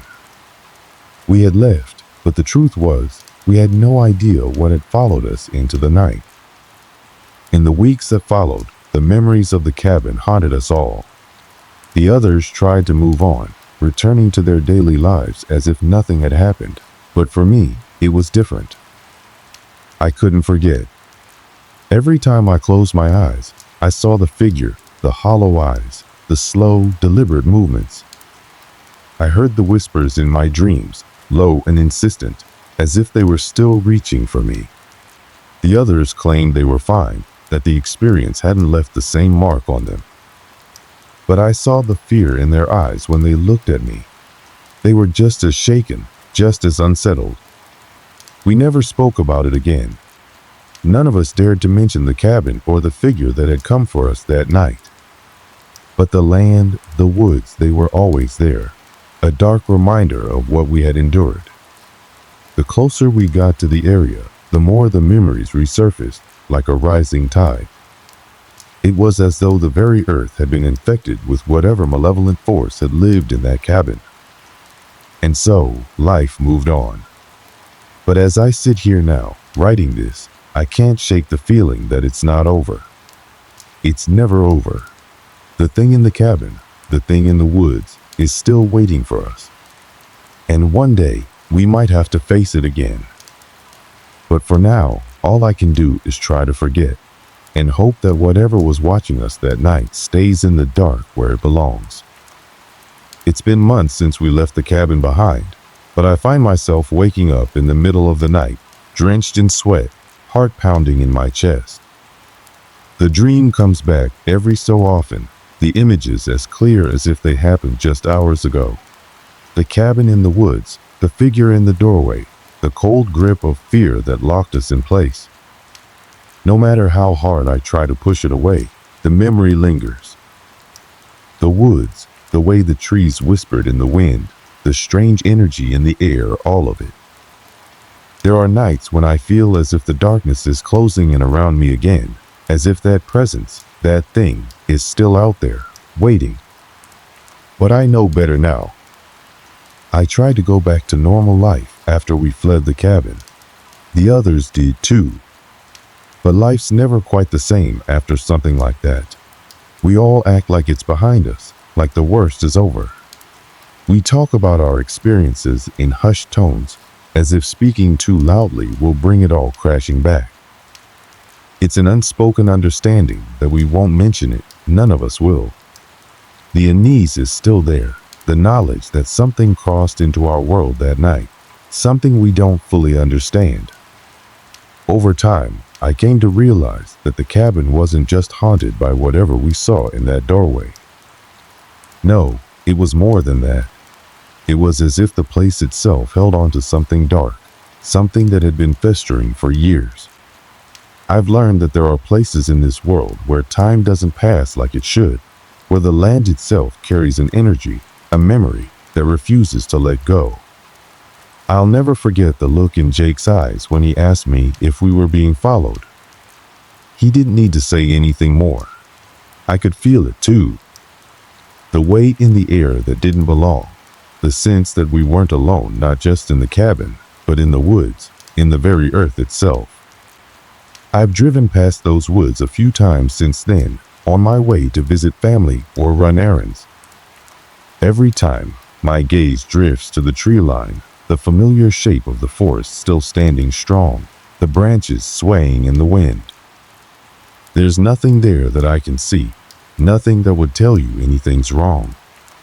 The trees are still, the ground undisturbed. But something's different. The air feels thicker. There's an energy just beneath the surface that makes me uneasy. There was a time when I believed that leaving the cabin meant leaving the nightmare behind. That if I could just put enough distance between myself and that place, it would fade into the past, a distant memory that would lose its power. But I was wrong. The memories don't fade. They linger. They stay with you. And the more you try to escape them, the more they find ways to remind you of what you saw, what you felt, what you experienced.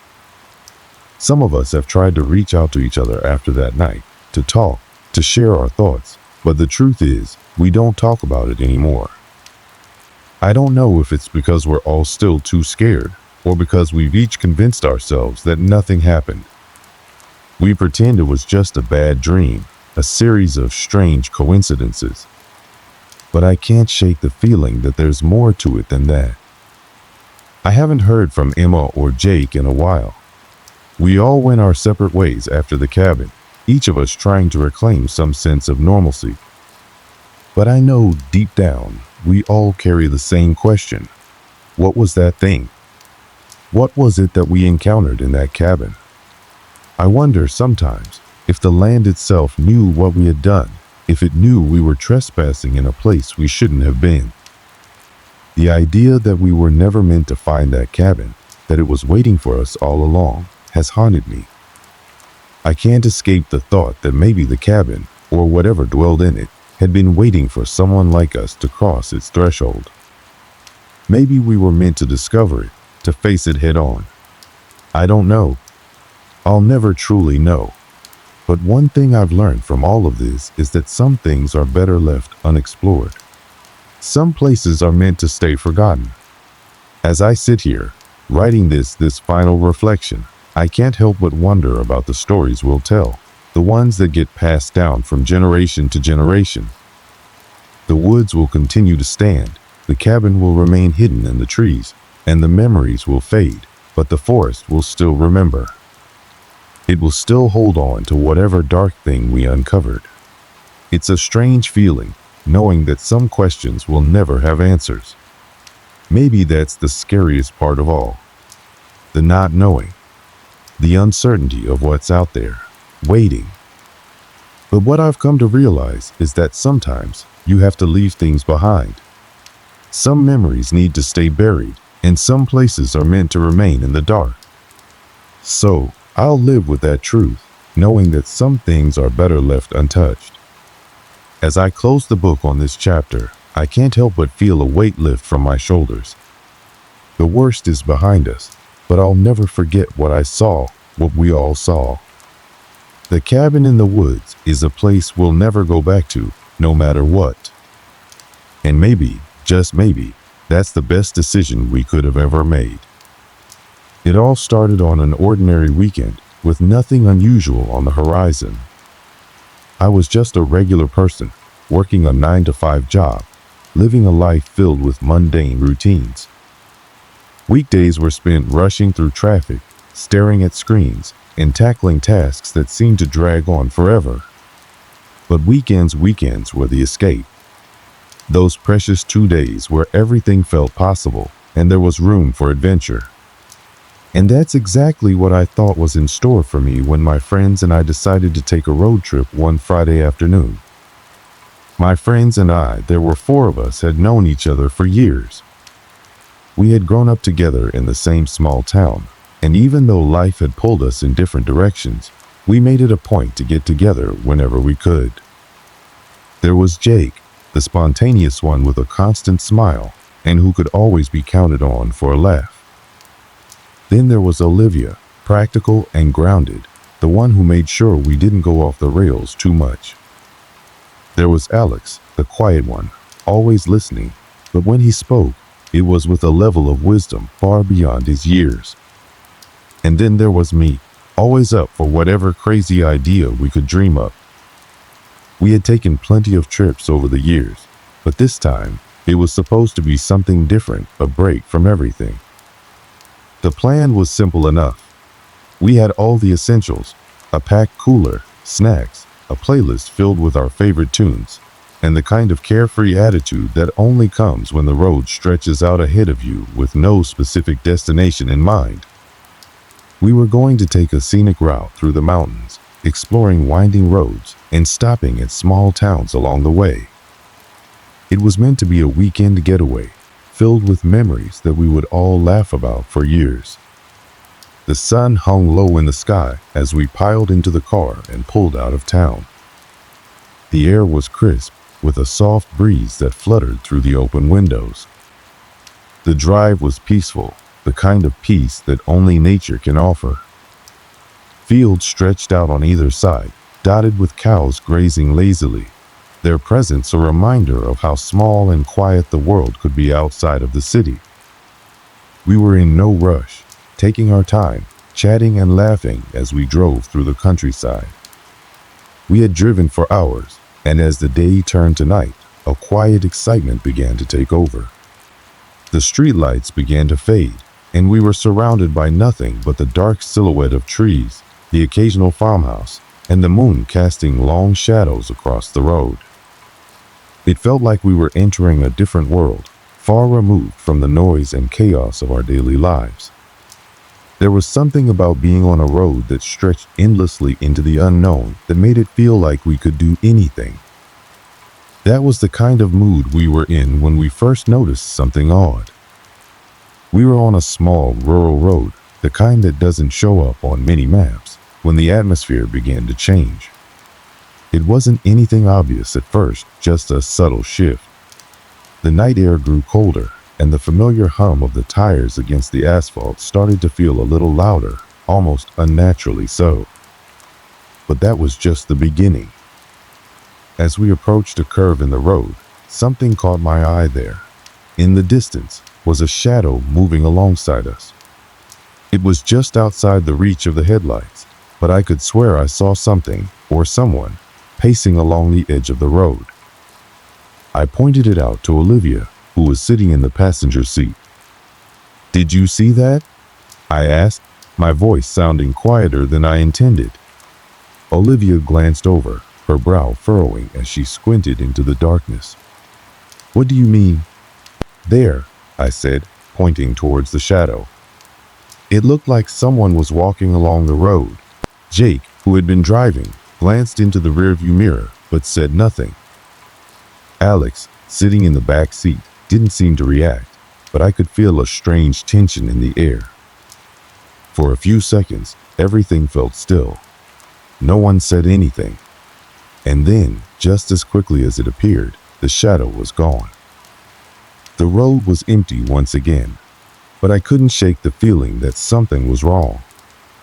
My heart rate picked up, and I shifted in my seat, trying to push the thought aside. It was probably just a trick of the light, right? A shadow cast by a tree or something in the distance. Yet, despite my rational mind telling me that, there was a nagging sensation deep inside that made me question it. The car continued to roll forward, and the conversation slowly resumed, but the atmosphere had changed. It was like something had shifted ever so slightly, and I couldn't stop feeling uneasy.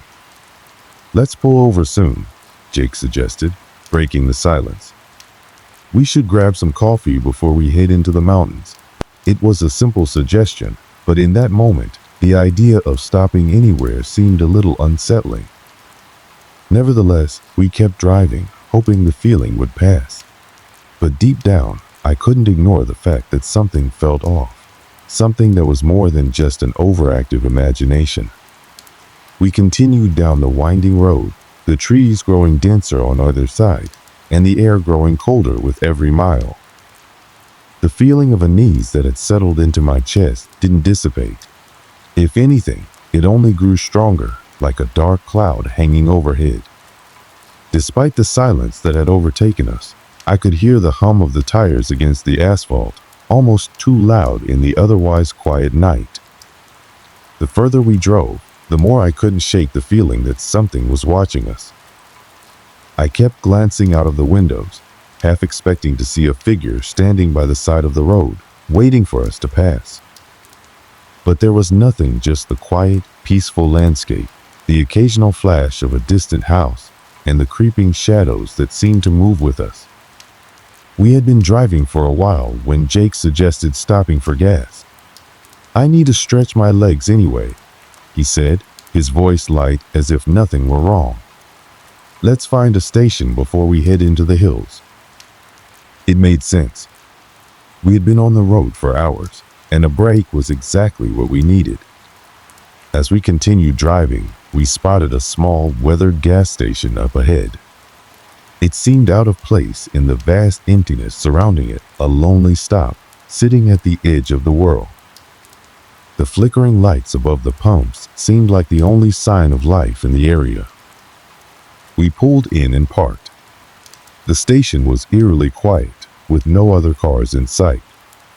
The only sounds came from the creaking of the sign in the wind and the faint buzzing of a light above us. The small shop that sat next to the pumps was locked, and the windows were dark.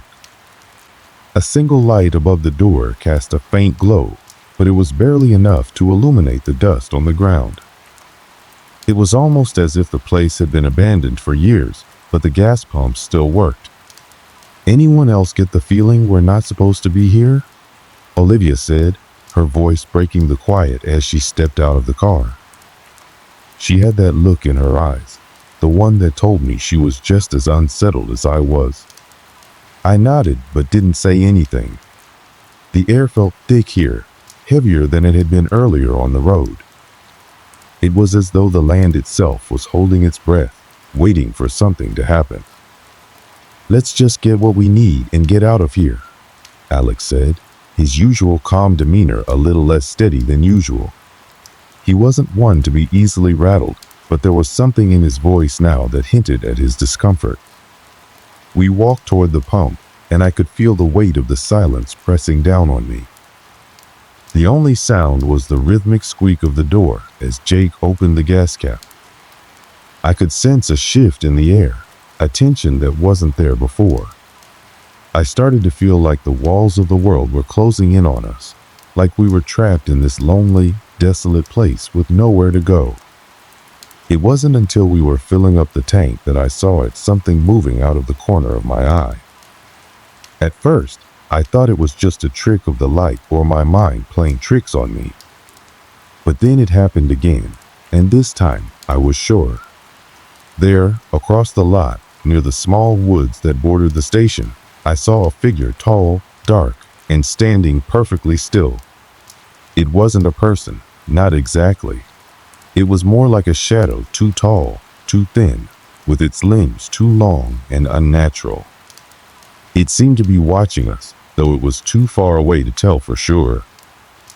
I froze, my blood running cold as I stared at it. I wasn't sure if I should speak up or keep quiet, but I couldn't tear my eyes away from it. The figure didn't move. It just stood there, in the same position, its outline blurring in the dim light. "Did you guys see that?" I finally asked, my voice barely above a whisper. "What?" Olivia said, her voice sharp as she turned to face me. "That thing over there." I pointed toward the spot where I had seen the shadow. "Near the trees. It's just standing there." Alex and Jake turned toward the trees, but there was nothing. The lot was empty. "I don't see anything," Olivia said, her voice laced with concern.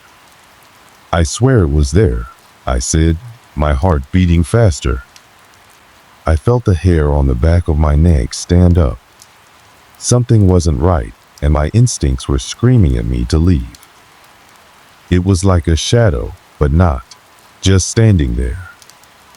Jake laughed it off, though there was an edge to his chuckle. "Come on, you're just tired. You've been staring at the road too long."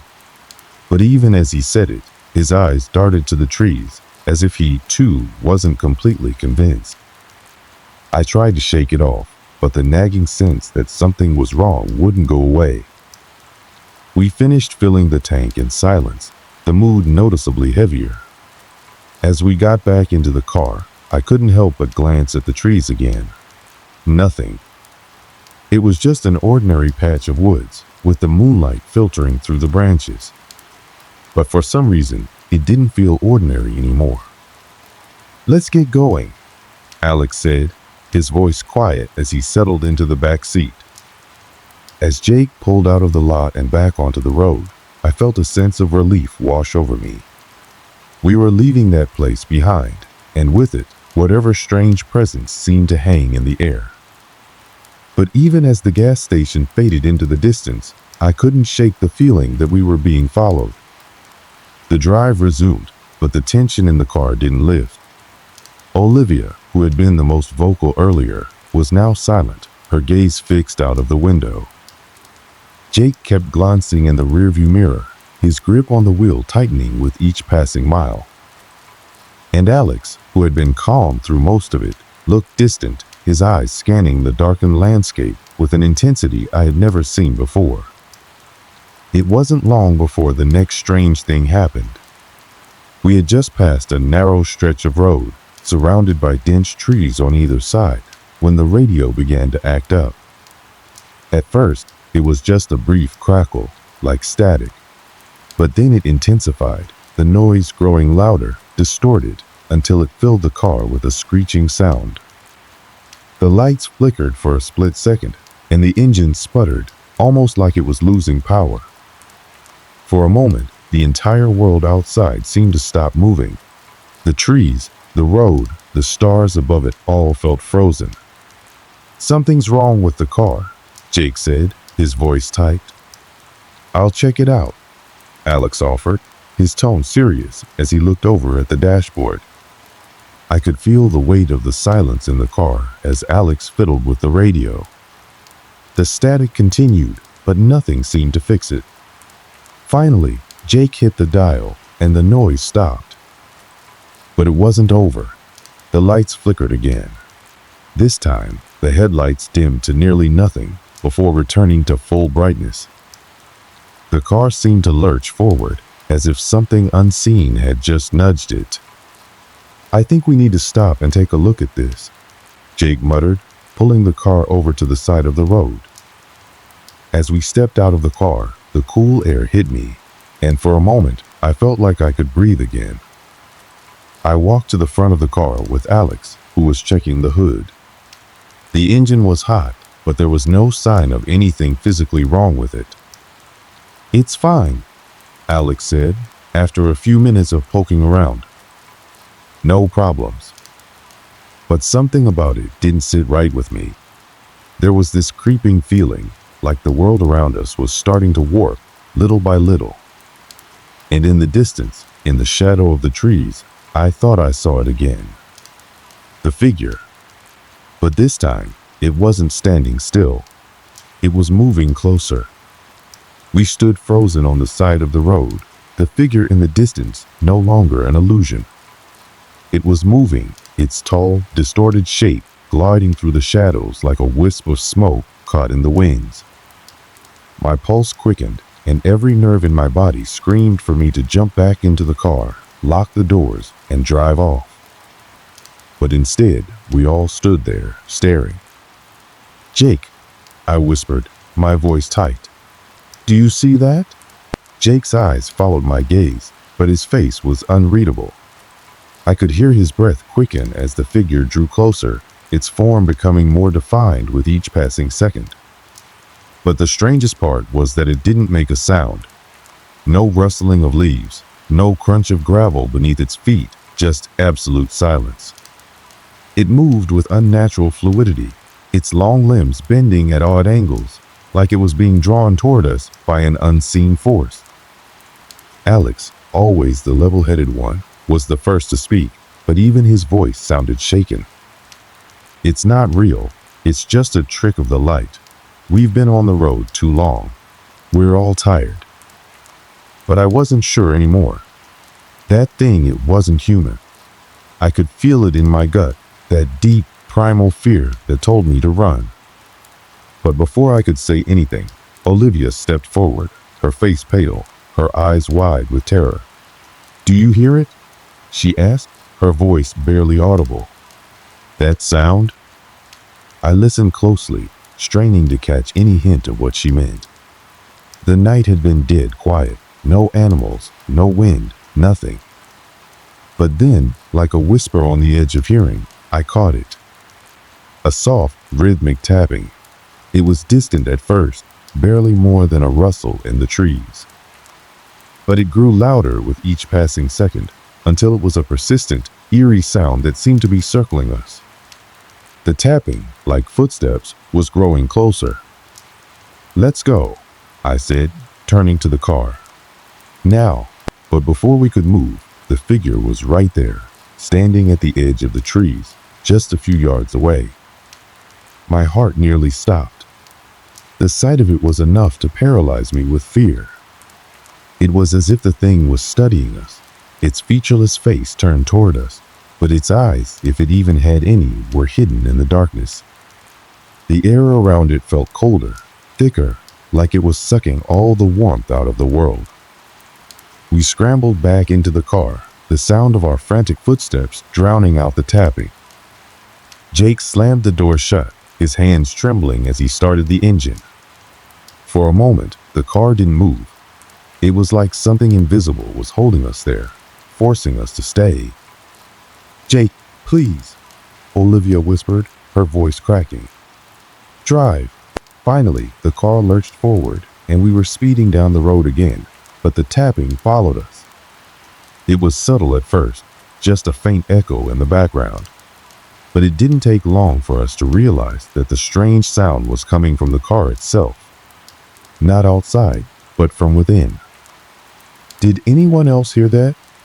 Alex asked, his voice filled with dread. "I heard it," I said, my throat tight. "It's like tapping on the windows." I turned to look out the side window. Nothing. The night was still, the road stretching ahead of us, endless and dark. But when I turned my attention to the rearview mirror, I saw it. The figure was there, just behind us, still keeping pace. It was impossible, physically impossible, but there it was, floating just beyond the reach of the headlights, its shadow stretching across the road like it was part of the car itself. "Go faster, Jake," Olivia shouted, panic rising in her voice. Jake pushed the gas pedal down, and the car shot forward, but no matter how fast we went, the tapping grew louder. It echoed in our heads now, a steady, rhythmic sound that rattled our nerves. I couldn't take it anymore. I had to know what was happening. "We need to stop," I said, my voice trembling. "We have to figure out what's going on." "No," Alex said quickly, shaking his head. "This is crazy. We keep driving. We can't stop here." But it was too late. I could feel something tugging at me, an overwhelming need to understand what was happening. I wasn't sure why, but I felt like if we just kept running, it would only get worse. "Jake, pull over," I insisted, my voice firm now.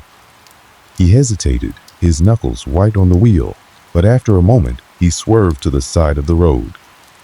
The car came to a screeching halt, the tires skidding against the pavement. The sudden silence that followed was suffocating. We sat there for a moment, all of us holding our breath. The tapping had stopped. The figure was gone. But then the silence turned oppressive. The air around us seemed to thicken, like something unseen was watching us, waiting. I could feel it in the pit of my stomach. Something was wrong, terribly wrong. "What do we do now?" Olivia asked, her voice barely above a whisper. I didn't know. I really didn't. But the only thing that seemed clear to me was that we couldn't stay here any longer. Something had changed. The world had shifted in a way I couldn't explain, and we were no longer in control of what was happening. I turned to Alex. "We need to investigate. I can't explain it, but we have to know what's happening." Reluctantly, Alex nodded. "All right, but we do it carefully. We stick together." We all got out of the car, the cold air biting at my skin, sending a shiver down my spine. The tapping started again, faint at first, but growing louder with each step we took toward the trees. I could feel my heart racing in my chest, each beat heavy with dread. I glanced around, trying to make sense of the world around us, but everything seemed off. The trees, the ground, even the moonlight, everything felt wrong. It was as though the whole landscape had been warped, like we were stepping into a place that didn't belong. We moved slowly, carefully, each step echoing in the stillness. The tapping was louder now, unmistakable. It was coming from inside the woods. It was getting closer. And with every step, I could feel the atmosphere around us growing heavier, colder, more oppressive. I wanted to turn back, to retreat to the car, but something kept pulling me forward. The tapping became frantic now, rapid, almost like a warning. And then we saw it. There, at the edge of the trees, was something that I couldn't quite describe. It was large, larger than any animal I had ever seen. Its form was obscured by the shadows, but I could make out the faint outline of something massive, crouching low to the ground, almost like it was waiting to pounce. My breath caught in my throat. There was no way this was real. It couldn't be. "What is that?" Olivia whispered, her voice trembling. "I don't know," I said, stepping forward, unable to tear my eyes away from the shape. It felt like my body was moving on its own, driven by an unseen force, as if the world had stopped making sense and only this one thing mattered. The tapping was now a pounding, rhythmic thud, reverberating through the ground beneath our feet. The figure, whatever it was, stood up slowly, its massive form swaying as though it was unsure of itself. And as it moved, I realized that it wasn't a thing at all. It wasn't a creature or a person. It was an entire presence, a void that seemed to suck the light from everything around it. I wanted to scream, to run, but my feet were frozen to the spot. I could feel the cold creeping into my bones, a chill that seemed to come from deep inside the earth. And then, as though answering my silent plea, the figure moved toward us, its shadow growing larger, engulfing us in darkness. "Run!" Alex shouted, snapping me out of my trance. We turned and ran, the pounding in our ears growing louder. The trees whipped past us, their branches clawing at our skin as we stumbled back toward the car. I could hear the thing following us, its steps in perfect sync with ours, growing closer with every breath. We reached the car, gasping for air, and without hesitation, Jake slammed the door shut and threw the car into reverse. The headlights flickered, the engine roared, and we sped down the road, our hearts pounding in our chests. But even as we drove, I could still feel it, the presence lurking behind us, watching, waiting. We didn't stop again until we were miles away. But even then, the feeling of dread remained. It wasn't just in the air anymore.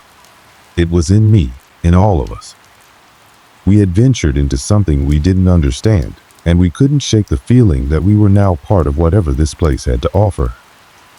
And the worst part, the tapping didn't stop. We had been driving for hours, and the tension inside the car had only grown. The road stretched on endlessly, winding through dense forests and small, desolate towns that seemed to disappear as quickly as they appeared. We hadn't spoken much since our escape from the woods. The weight of what we'd experienced hung over us like a thick fog. None of us had any answers, and the dread that had been gnawing at us since that first tapping hadn't gone away. If anything, it had only gotten stronger. There was someone out there following us, and we all knew it. Olivia was the first to break the silence. Her voice was weak, barely above a whisper. We should have turned back. We should have gone home.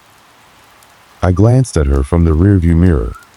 Her eyes were wide, dark circles under them, her face pale. She looked like she hadn't slept in days, though we hadn't been on the road that long. "We can't go back," I said, my voice just as strained. "There's something out there, and it's not normal. It's not human." Alex shifted uneasily in the seat beside me, looking out the window as if expecting to see something or someone watching us from the trees. His hand kept reaching for the door handle, as if he might bolt out of the car at any second. What if it's following us? What if it knows where we're going? Jake, who had been driving, slammed his fist on the steering wheel. "Stop talking like that. We don't know what's happening. We're just freaking ourselves out." But the way his voice trembled betrayed him. I could tell that even Jake, the one who tried so hard to be the calm voice of reason, was just as scared as the rest of us. The air in the car felt suffocating, thick with fear and uncertainty. The tapping, the rhythmic sound that had haunted us since that first encounter had not stopped. It was faint but persistent, like it was just out of our reach, waiting for us to acknowledge it. It seemed to come from all directions now, inside the car, outside, in the road beneath us. It was relentless. We passed through a small town, its lights flickering in the distance. The street lamps cast long, ghostly shadows along the empty roads. The buildings seemed abandoned, forgotten by time. But as we approached, something in the air shifted, something that made my skin crawl, something that felt wrong. The tapping grew louder, more urgent. And then, just as we passed a dilapidated gas station, the car jerked violently, throwing all of us forward. Jake swore loudly and slammed his foot on the brake, bringing the car to a screeching halt. "What the hell?" Alex shouted, his hands gripping the dashboard. Before any of us could respond, we heard it. A voice. Soft at first, like a whisper in the wind, but it grew clearer, louder, more distinct. It wasn't any of us. It wasn't anything human. "Help me," the voice croaked. I froze. My heart stopped. It was coming from outside the car, coming from the shadows, from the darkness. I turned to the others, my mouth dry. "Did you hear that?" Olivia nodded, her face pale with fear. "Yes, it came from outside. It's not human. It's..." Before she could finish, the voice spoke again, this time louder, clearer. "Please, help me." I looked at Jake, but he was already turning off the engine, his face grim. "We need to see where it's coming from. We have to know what's going on." "No," Alex shouted, his eyes wide. "No way. We're getting out of here. We're driving away right now." But the rest of us were already stepping out of the car. Something deep inside me told me that we couldn't just run anymore. The voice, it was begging for help, but I knew deep down I couldn't turn my back on it. Not without answers. We walked toward the gas station, the lights flickering ominously above us. The tapping, which had been a constant presence, had stopped now, replaced by an eerie silence that made the hairs on the back of my neck stand up. The air was thick with tension, and the further we walked, the more suffocating it became. The shadows seemed to stretch and curl around us, watching, waiting. When we reached the pumps, we saw it. There, standing near the rusted payphone on the corner of the station, was a figure. It was tall, too tall for a human, its limbs elongated, its body twisted in ways that no person should bend. It wore a faded, tattered coat that seemed to hang loosely from its skeletal frame. Its face was obscured, hidden behind the darkness, but I could feel its eyes on me, in me, as though it could see straight into my soul. The voice came again, this time clear, sharp, and unmistakable. "Help me." But this time, it wasn't begging. It was a command. We froze, unable to move, as the figure stepped forward into the dim light. It was no longer standing, no longer just a shadow. It was right in front of us, looming, its head tilted at an unnatural angle. Its breath was ragged, like it was struggling to keep itself together, like it didn't belong in this world at all. "Get back in the car," Alex whispered, his voice trembling. "Now." But I couldn't move. My legs were like stone, my body frozen in place. I couldn't tear my eyes away from it. The thing, whatever it was calling to me, pulling me in with some kind of force that I couldn't explain. Then it spoke again, its voice harsh and strained, like it was speaking through some kind of filter. "You shouldn't have come here." The words hit me like a slap. I shook my head, trying to break free of the trance, but it was like something was holding me there, like invisible hands were gripping my chest, squeezing the air from my lungs. "You're not real," Olivia whispered, her voice barely audible. The figure didn't respond. It just took another step forward, its head still cocked to the side, the motion almost mechanical. Then it raised one long, spindly hand, and in that moment, I felt the air shift again. The temperature dropped, and a chill so cold, so sharp, pierced through me like a blade. I could see my breath fogging in the air in front of me. The thing's hand reached toward me, its fingers impossibly long, its skin dark and twisted, like the surface of an ancient tree. And then it touched me. The sensation was unlike anything I had ever felt. It was cold. Not just cold, it was beyond cold, a freezing, hollow emptiness that seeped into my skin, into my bones. It was as if the thing was draining the warmth from me, draining my very essence. I couldn't breathe. I couldn't move. But then, just as quickly as it had touched me, It pulled away, and I was thrown backward. I collided with the ground, gasping for air, my heart pounding in my chest. When I looked up, the figure was gone. The station was empty. The lights flickered, and I could hear my heart pounding in my ears. "Did you see that?" Jake shouted, his voice cracking. "Did you see it?" We all nodded, too terrified to speak. I stumbled to my feet, my legs weak, my hands shaking as I reached for the car. We didn't look back as we got in and drove away. We couldn't. I could still feel that thing's presence lingering in the air, just behind me, watching, waiting for us to make one wrong move. The tapping started again, but this time it wasn't just tapping. It was a thumping, like something or someone was trying to get in. We drove in silence, the hum of the engine the only sound breaking through the tension that hung thick in the air. I couldn't shake the image of that thing, the way it moved, the way it looked, its twisted body, and the cold touch that still lingered on my skin. I kept glancing over my shoulder, half expecting to see its dark form following us, but the road was empty, the night as still as a grave. Jake's grip on the steering wheel tightened, his knuckles white, his eyes locked straight ahead. He hadn't said a word since we'd left the gas station. None of us had. We were all too shaken, too scared to speak. But despite the fear, there was something else in the air, something that didn't make sense. It was like we were trapped in a nightmare we couldn't wake up from. We couldn't shake the feeling that this wasn't over, that it was still out there, watching, waiting for the right moment to strike again. After what felt like an eternity, we passed through a town, one we didn't recognize.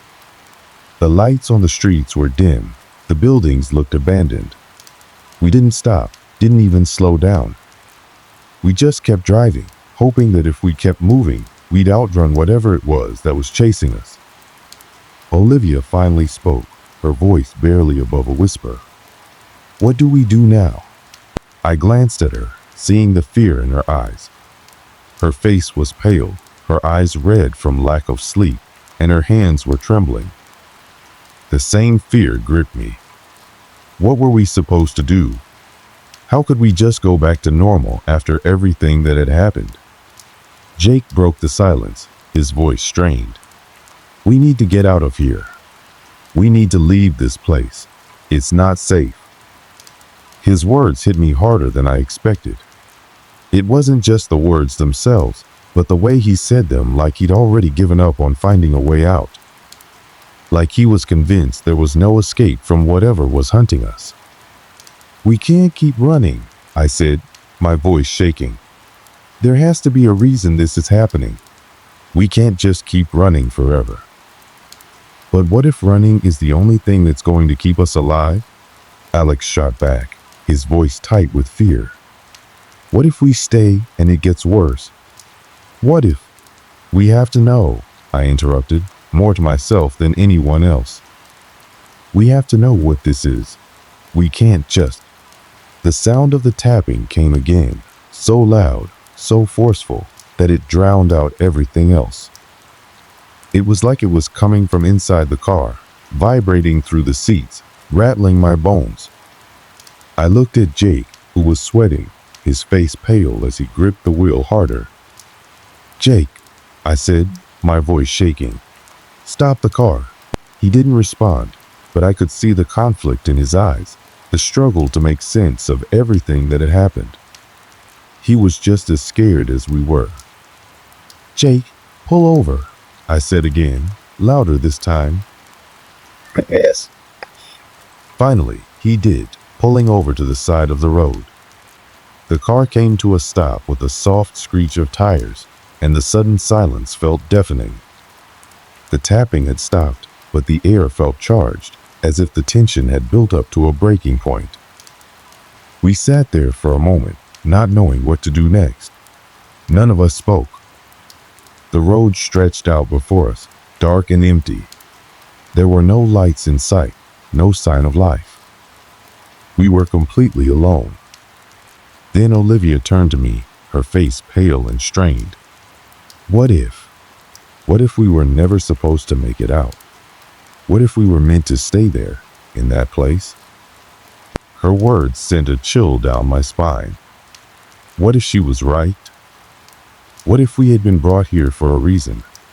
What if everything we'd experienced had been part of some twisted game we couldn't escape? I don't know, I whispered. I don't know what's happening, but we can't just give up. Alex, who had been staring out the window, suddenly spoke up. What if we went back? What if we went back to the gas station? Maybe there's something there, something that can explain all of this. I turned to him, considering his words. You really think going back there is going to help? Alex nodded. Maybe not, but I'm not ready to just run anymore. I can't keep living in fear. We need to know what's going on. I looked at Jake. His expression was hard to read, but I could see the exhaustion in his eyes, the weariness that had settled into his bones. We had all been through too much, too fast, but deep down, I knew we couldn't just leave things like this. Not when we were so close to the truth. All right, I said, my voice firm despite the fear crawling up my spine. We'll go back, but we have to be ready for anything. The car started again, the engine humming to life as we turned around and headed back toward the gas station. The road seemed even darker this time, more foreboding. The trees on either side of us looked like twisted shadows, looming over the road like silent sentinels. As we neared the gas station, my heart began to pound in my chest. I could feel the presence again, the same oppressive weight we'd felt before, pressing down on us, suffocating us. I could feel it watching us, waiting for us to make our move. When we reached the gas station, it looked the same as it had before, empty, lifeless, the flickering lights casting long, eerie shadows on the cracked pavement. But this time, something was different. There was a sense of stillness in the air, a heaviness that hung over the place like a storm waiting to break. We parked the car and stepped out, the ground cold beneath our feet. The voice, that haunting, begging voice, seemed to echo in my mind. Help me. But this time there was no voice, no figure, nothing. We stood there for a long moment, staring at the abandoned station, waiting for something, anything to happen. But nothing did. The silence stretched on, thick and oppressive. What now? Olivia whispered, her voice trembling. I didn't know. I didn't have any answers. We had come back, and yet it felt like we were no closer to understanding what had happened. The fear was still there, still gnawing at me, but the answers seemed just out of reach. We climbed back into the car, feeling defeated, unsure of what to do next. It was as if the mystery had unraveled, only to leave us with more questions than we had started with. As we drove away, the tapping started again, faint at first, then growing louder, more insistent. It was as if the thing that had been following us was never going to let us go. But we were no longer running. We had come back, we had faced it, and still it followed. The car hummed along the road, the moonlight casting long shadows on the pavement. We didn't look back. We couldn't. And so we drove into the night, the silence between us only broken by the sound of the tapping, always there, always watching. The drive felt endless. Each passing mile only seemed to stretch the silence between us further. We weren't speaking much anymore. There were no words that could capture the weight of what we had gone through. The tapping had stopped, but its echoes still lingered, hanging in the air like a shadow. It wasn't just the events we had witnessed that haunted me, it was the feeling that something wasn't quite right, that something unseen was still watching, waiting for us to falter. We had been searching for answers, and yet, the more we searched, the more lost we became. There was no sudden relief. No magical moment where everything made sense, where the answers were handed to us on a silver platter. The fear didn't vanish when we left the gas station behind. It followed us, lurking just beyond the edge of our awareness, creeping into the corners of our minds when we weren't paying attention. I glanced at my friends, each of them silent in their own world of thought. Jake had his eyes fixed on the road ahead, his hands still gripping the wheel with a force that seemed unnatural. Olivia was staring out the window, her face a mask of exhaustion and fear. Alex, in the back seat, was still fidgeting with his phone, but I could see his eyes darting nervously between the dark landscape and the others, never truly settling on anything. We were still on edge, still reeling from what had happened. But there was something else too, something unspoken. A shared understanding that whatever this was, it wasn't over. We were no longer just people on a road trip. We had been part of something far darker, something we didn't fully understand. And now, I was beginning to realize maybe we never would. We kept driving, the night stretching on as the miles blurred by. The moonlight was our only guide, casting long shadows on the road as we passed through small towns and deserted stretches of highway. Everything felt muted, distant. The world around us seemed to move in slow motion, like we were trapped in some kind of limbo, caught between what we had experienced and the life we used to know. Eventually, we reached a small motel. It was late, or early time had become meaningless at that point. The neon sign flickered in the distance, promising a place to rest. We pulled in, the gravel crunching beneath the tires as we came to a stop. The night clerk barely looked up as we checked in, handing us the key without a word. Inside the room, I collapsed onto the bed, my body aching from the tension of the road. I tried to sleep, tried to shut my mind off, but it was impossible. Every time I closed my eyes, I saw the gas station again, saw the flickering lights, heard that voice. The silence in the room was oppressive, as though it too was holding its breath, waiting for something to happen. I knew it wasn't over. It couldn't be. The events of the past few days had been too much to ignore, too strange to just walk away from. I had no idea what we had gotten ourselves into, but there was no going back now. I sat up, rubbing my eyes. "We have to go back," I said suddenly, the words tumbling out before I could think them through. Jake looked at me, his expression unreadable. "Back where?" he asked quietly, as if he already knew what I meant. "The gas station," I said. "We need to go back. There's something there we missed, something we didn't see."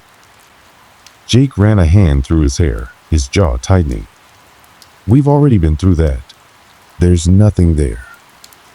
I shook my head. "I can't just let it go. We have to go back and figure this out, once and for all." The silence stretched out again. The others exchanged glances, but no one spoke. Finally, Olivia broke the silence.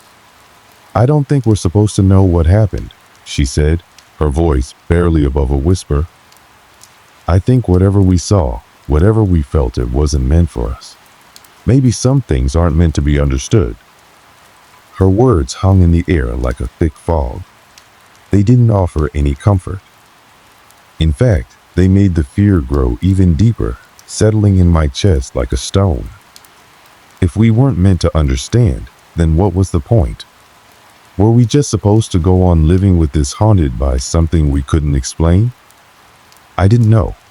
I didn't have the answers. But I did know one thing: nothing would ever be the same. We couldn't unsee what we had seen, couldn't erase the feeling of being watched, being followed, being trapped in a story that didn't seem to have an ending. The room grew colder. I could see my breath as I exhaled, a thin mist in the air. The lights above flickered, and for a brief moment, I thought I saw a figure standing in the corner of the room, just outside the reach of the dim light. My heart stopped. I blinked, and it was gone. I wasn't sure if it was real, but I was certain of one thing: we weren't alone. The night stretched on, and none of us spoke again. We all lay in our separate beds, each of us trapped in our own thoughts, our own fears. The tapping started again, faint at first, then growing louder. But this time, it didn't seem to come from the outside. It was inside the walls, inside the room with us. I knew then that the road trip had been just the beginning. There were no neat endings, no simple resolutions. Some stories didn't have a clear conclusion, no matter how much we wanted one. And sometimes, the things we face don't stay in the past. They follow us, like shadows, like whispers, like the tapping that never seems to stop. The next morning, we packed up and left without a word. The motel clerk didn't even look up as we checked out.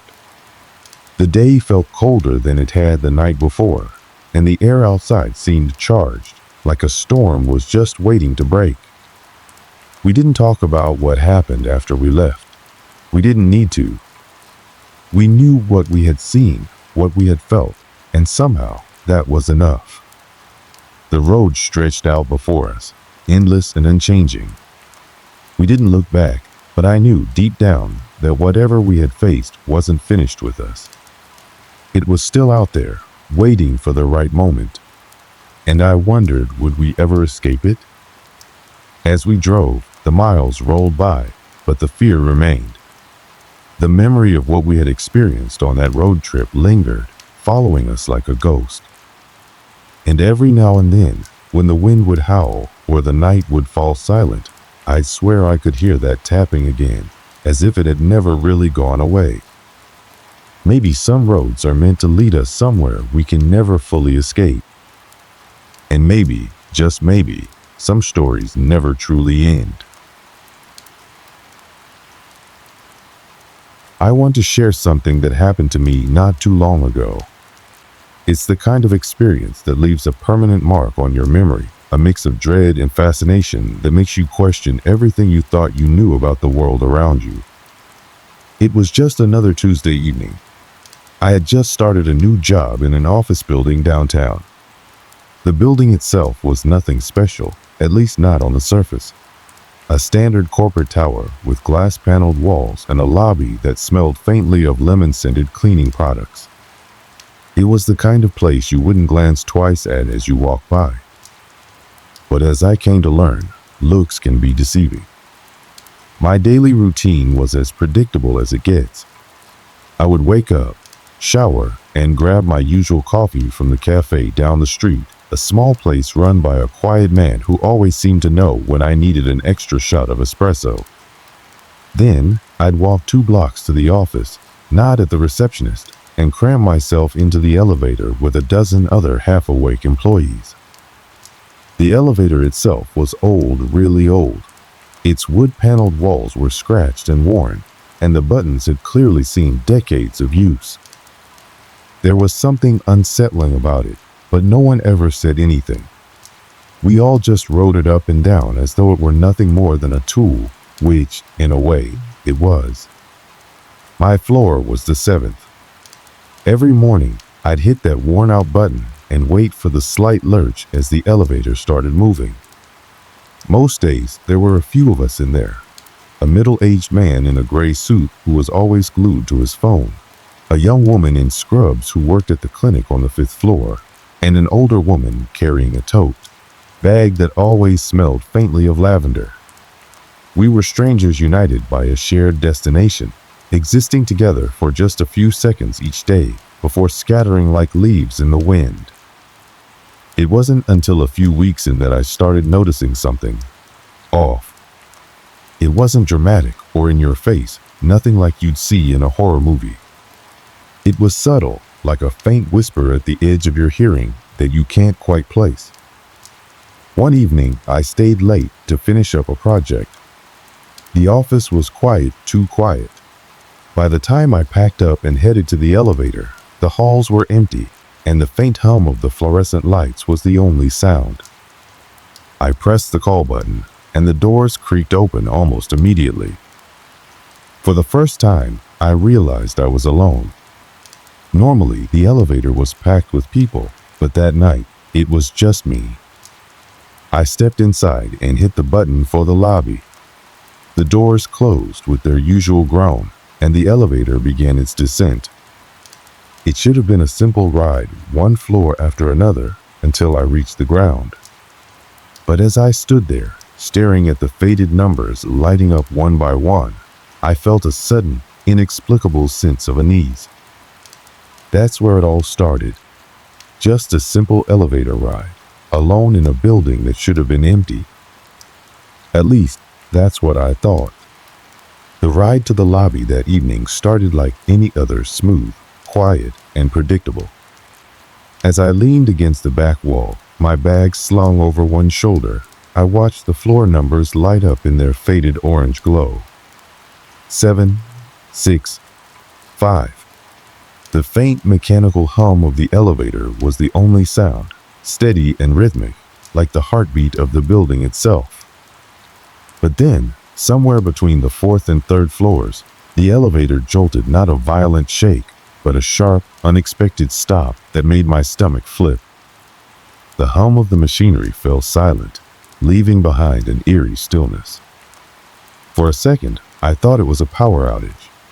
My hand instinctively reached out to steady myself against the wall, my pulse quickening.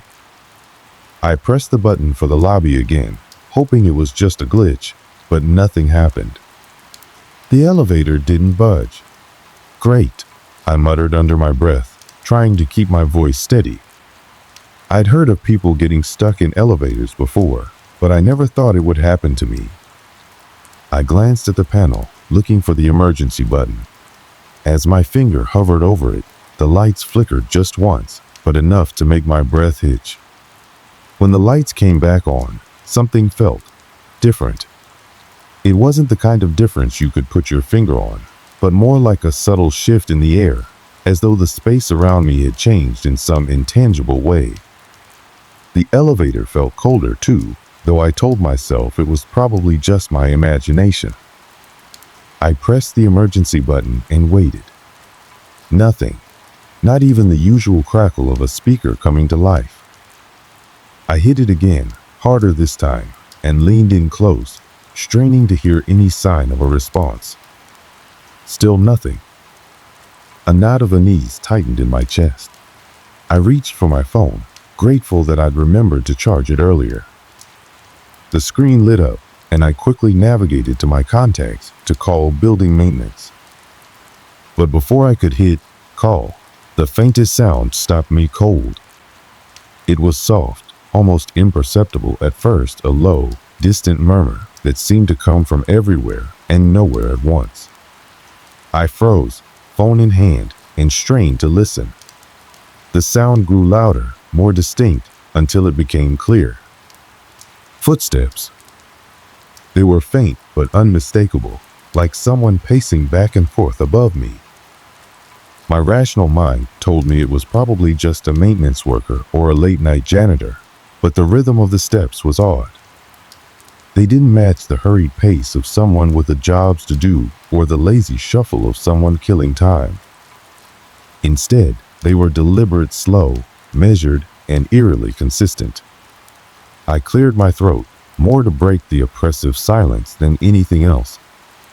"Hello," I called out, my voice echoing slightly in the confined space. The footsteps stopped. For a moment, everything was silent again. Then the elevator lurched, and I stumbled, grabbing onto the handrail to steady myself. It wasn't moving up or down, just a sudden jarring shift, as if something heavy had been dropped on top of it. I tried to rationalize it. Maybe someone was working on the elevator shaft. Maybe there was an issue with the cables.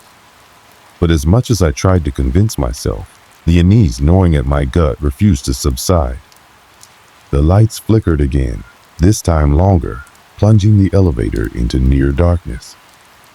When they came back on, I felt my breath catch in my throat. The reflective surface of the elevator door showed my own pale, wide-eyed reflection, and something else. There was a smudge, small, almost insignificant, on the otherwise clean metal. It looked like a handprint, but not quite. The shape was odd, distorted, as though whoever had made it hadn't pressed their hand flat, but had dragged their fingers across the surface. I stepped closer, squinting at the mark. My mind raced, searching for a logical explanation. Maybe it had been there before, and I just hadn't noticed. Maybe it was some kind of residue left by the cleaning staff. But deep down, I knew better. The handprint hadn't been there when I entered the elevator. A shiver ran down my spine, and I took an involuntary step back. The elevator jolted again, this time harder, and I lost my balance, crashing into the wall. My phone slipped from my hand, clattering to the floor. "Okay," I said aloud, my voice trembling. "This isn't funny." I bent down to pick up my phone, but just as my fingers closed around it, the lights flickered once more. In the brief moment of darkness, I could have sworn I saw movement, a shadow shifting at the edge of my vision.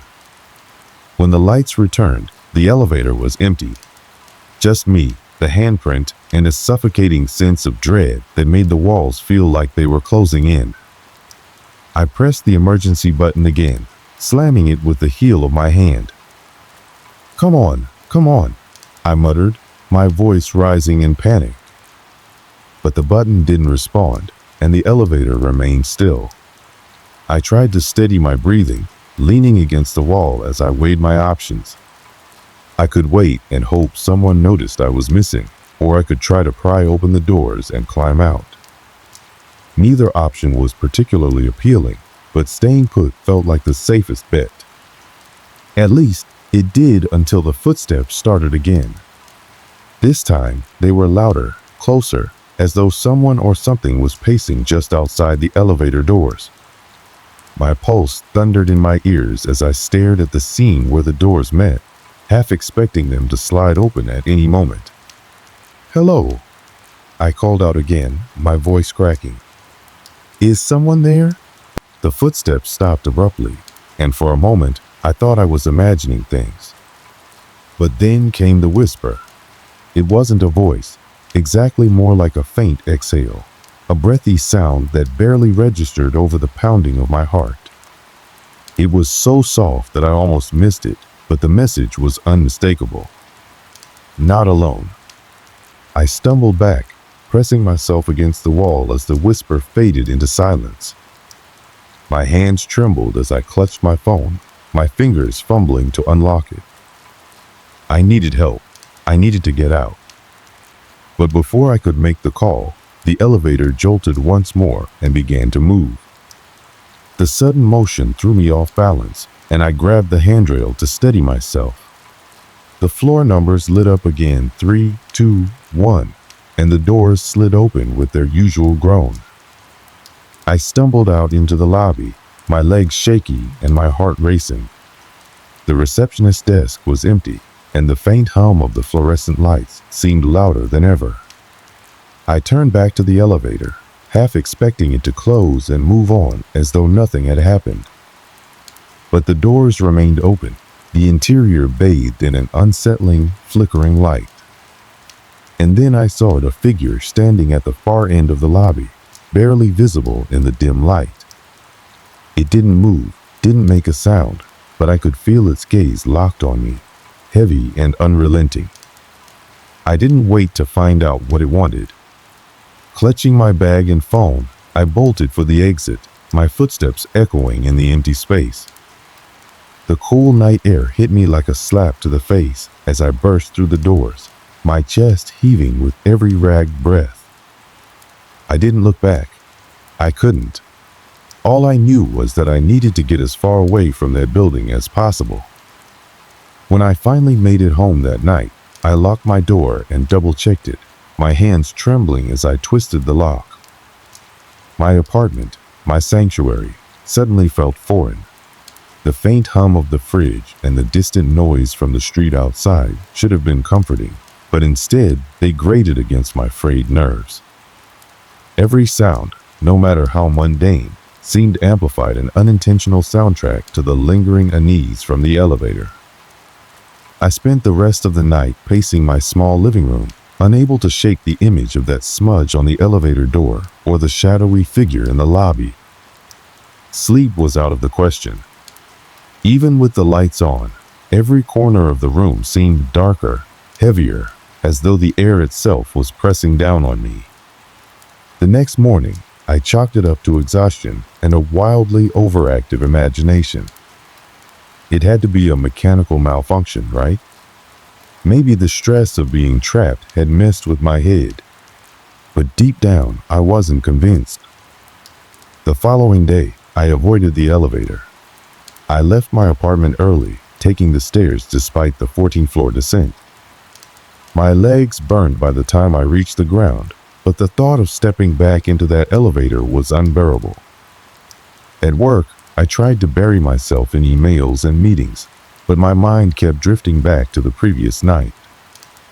I even Googled elevator malfunctions during my lunch break, hoping for a rational explanation, but nothing I read matched what I'd experienced. By the time I got home, the stairwell felt less like an inconvenience and more like a refuge. The stairs groaned underfoot, their echoes strangely comforting compared to the silence of the elevator. But as I rounded the corner to my apartment, a chill swept over me. My door was ajar. I stopped in my tracks, my heart pounding. I knew I'd locked it. I was certain. Slowly, I stepped closer, pushing the door open with trembling fingers. The apartment looked normal. Nothing was out of place. The couch was where I left it. The dishes were still in the sink, and my keys were hanging on the hook by the door. But something felt wrong, like an invisible thread had been pulled, leaving everything slightly askew. I stepped inside cautiously, my eyes darting around the room. It wasn't until I closed the door that I noticed a faint, chalky handprint smudged on the wall near the light switch. It was identical to the one in the elevator. Over the next few days, the occurrences became harder to ignore. Lights flickered at odd intervals, even when I wasn't in the elevator. My apartment began to feel colder, the chills seeping into my bones no matter how high I turned up the heat. And then there were the sounds. At first, it was just faint tapping, like a branch brushing against a window. But there were no trees near my apartment. Then it escalated soft, deliberate knocks on the walls, sometimes on the floor beneath me, sometimes on the ceiling. One night, as I lay in bed staring at the ceiling, the knocking stopped abruptly, replaced by something far worse. Whispering. It was so faint that I thought I might be imagining it, but the longer I listened, the more distinct it became. Words I couldn't quite make out, spoken in a voice that sounded both distant and too close for comfort. I shot up in bed, clutching my blanket like a shield. "Who's there?" I called out, my voice cracking. The whispering stopped. The silence that followed was oppressive, stretching on until I could no longer bear it. I grabbed my phone and turned on the flashlight, scanning the room. Nothing. But as I swung the light toward the hallway, I saw a shadow, fleeting but unmistakable, disappearing around the corner. I bolted out of bed, heart racing, and turned on every light in the apartment. I didn't sleep at all that night. By the third day, I couldn't take it anymore. I needed answers. I started with the building management, hoping they could explain the strange occurrences. The manager, a wiry man with graying hair, looked at me with a mix of confusion and mild irritation. "The elevator?" he repeated when I brought it up. "It's been inspected recently. No issues." "What about the lights flickering?" I pressed. Or strange noises?" He shrugged. "Old building. These things happen." His dismissive tone only fueled my frustration. "Has anyone else reported anything unusual?" He hesitated, his eyes narrowing slightly. "Not that I know of," he said, but there was something in his voice that made me doubt him. Feeling stonewalled, I decided to dig deeper. I spent hours combing through online forums, looking for any mention of strange occurrences in my building. That's when I stumbled upon a thread in a local history group. It was buried under dozens of posts, a single paragraph from someone claiming to have lived in my building years ago. They mentioned an incident, a maintenance worker who died in the elevator shaft. According to the post, the man had been trapped for hours, calling for help that never came. The post was old, the details vague, but it was enough to send a shiver down my spine. That night, armed with a flashlight and a sense of determination that teetered on desperation, I decided to confront whatever was haunting me. I waited until the lobby was empty, the building quiet, and stepped into the elevator. As the doors closed, I felt a familiar chill. The hum of the machinery was steady, but my pulse was anything but. I pressed the button for the top floor and waited. The ride was uneventful at first, the floor numbers ticking by as usual. But then, just as I passed the 4th floor, the elevator stopped. This time, there was no jolt, no warning, just an abrupt halt that left me suspended in silence. The lights flickered, plunging the elevator into darkness for a split second. When they came back on, the smudge on the door had returned, more distinct than ever. I stared at it, my breath shallow. Then, slowly, the whispering began. It was louder now, more insistent, filling the small space with an unintelligible murmur. My chest tightened as I pressed myself against the wall, clutching the flashlight like a lifeline. "Who are you?" I managed to choke out, my voice barely audible. The whispering stopped, and for a moment, I thought I was alone. But then, in the reflection of the elevator doors, I saw a figure standing behind me. It wasn't solid, not exactly. Its form wavered like smoke, its features blurred and indistinct. But its eyes, they were sharp, piercing, and locked onto mine. I spun around, the flashlight beam slicing through the empty air. The figure was gone, but the chill remained, heavier than ever. The elevator jolted again, and the doors slid open. I stumbled out onto the top floor, my legs shaking. The hallway was empty, the air thick with an unnatural stillness. I don't remember how I made it back to my apartment. All I know is that by the time I locked the door behind me, I was trembling, my mind racing with questions I wasn't sure I wanted answered. But one thing was clear.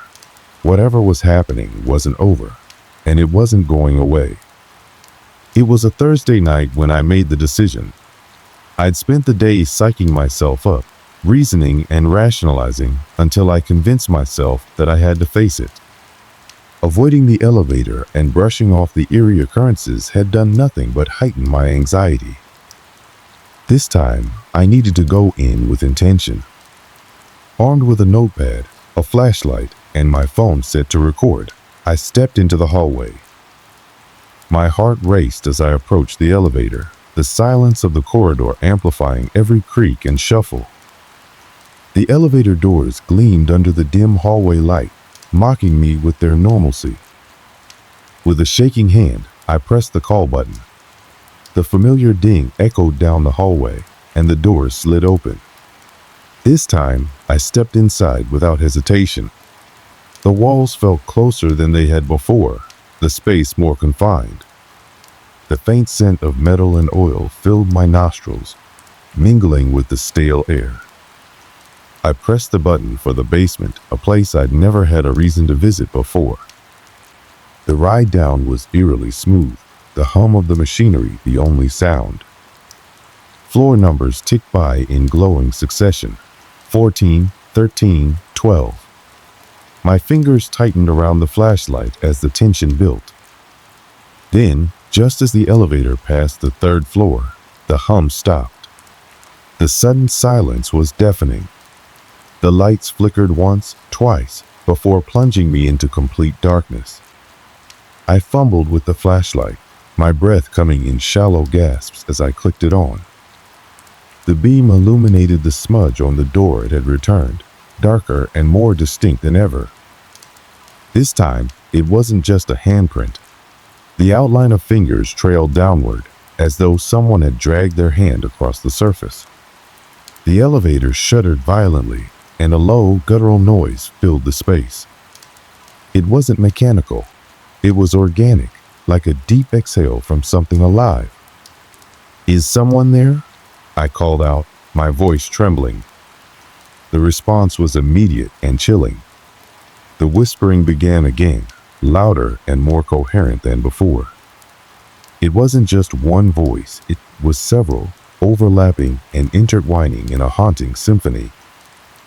I pressed myself against the back wall, the flashlight shaking in my hand as I swung the beam around the small space. The air grew colder, each breath forming visible puffs of condensation. And then I saw it. At first, it was just a shadow, faint and indistinct, hovering in the corner of the elevator.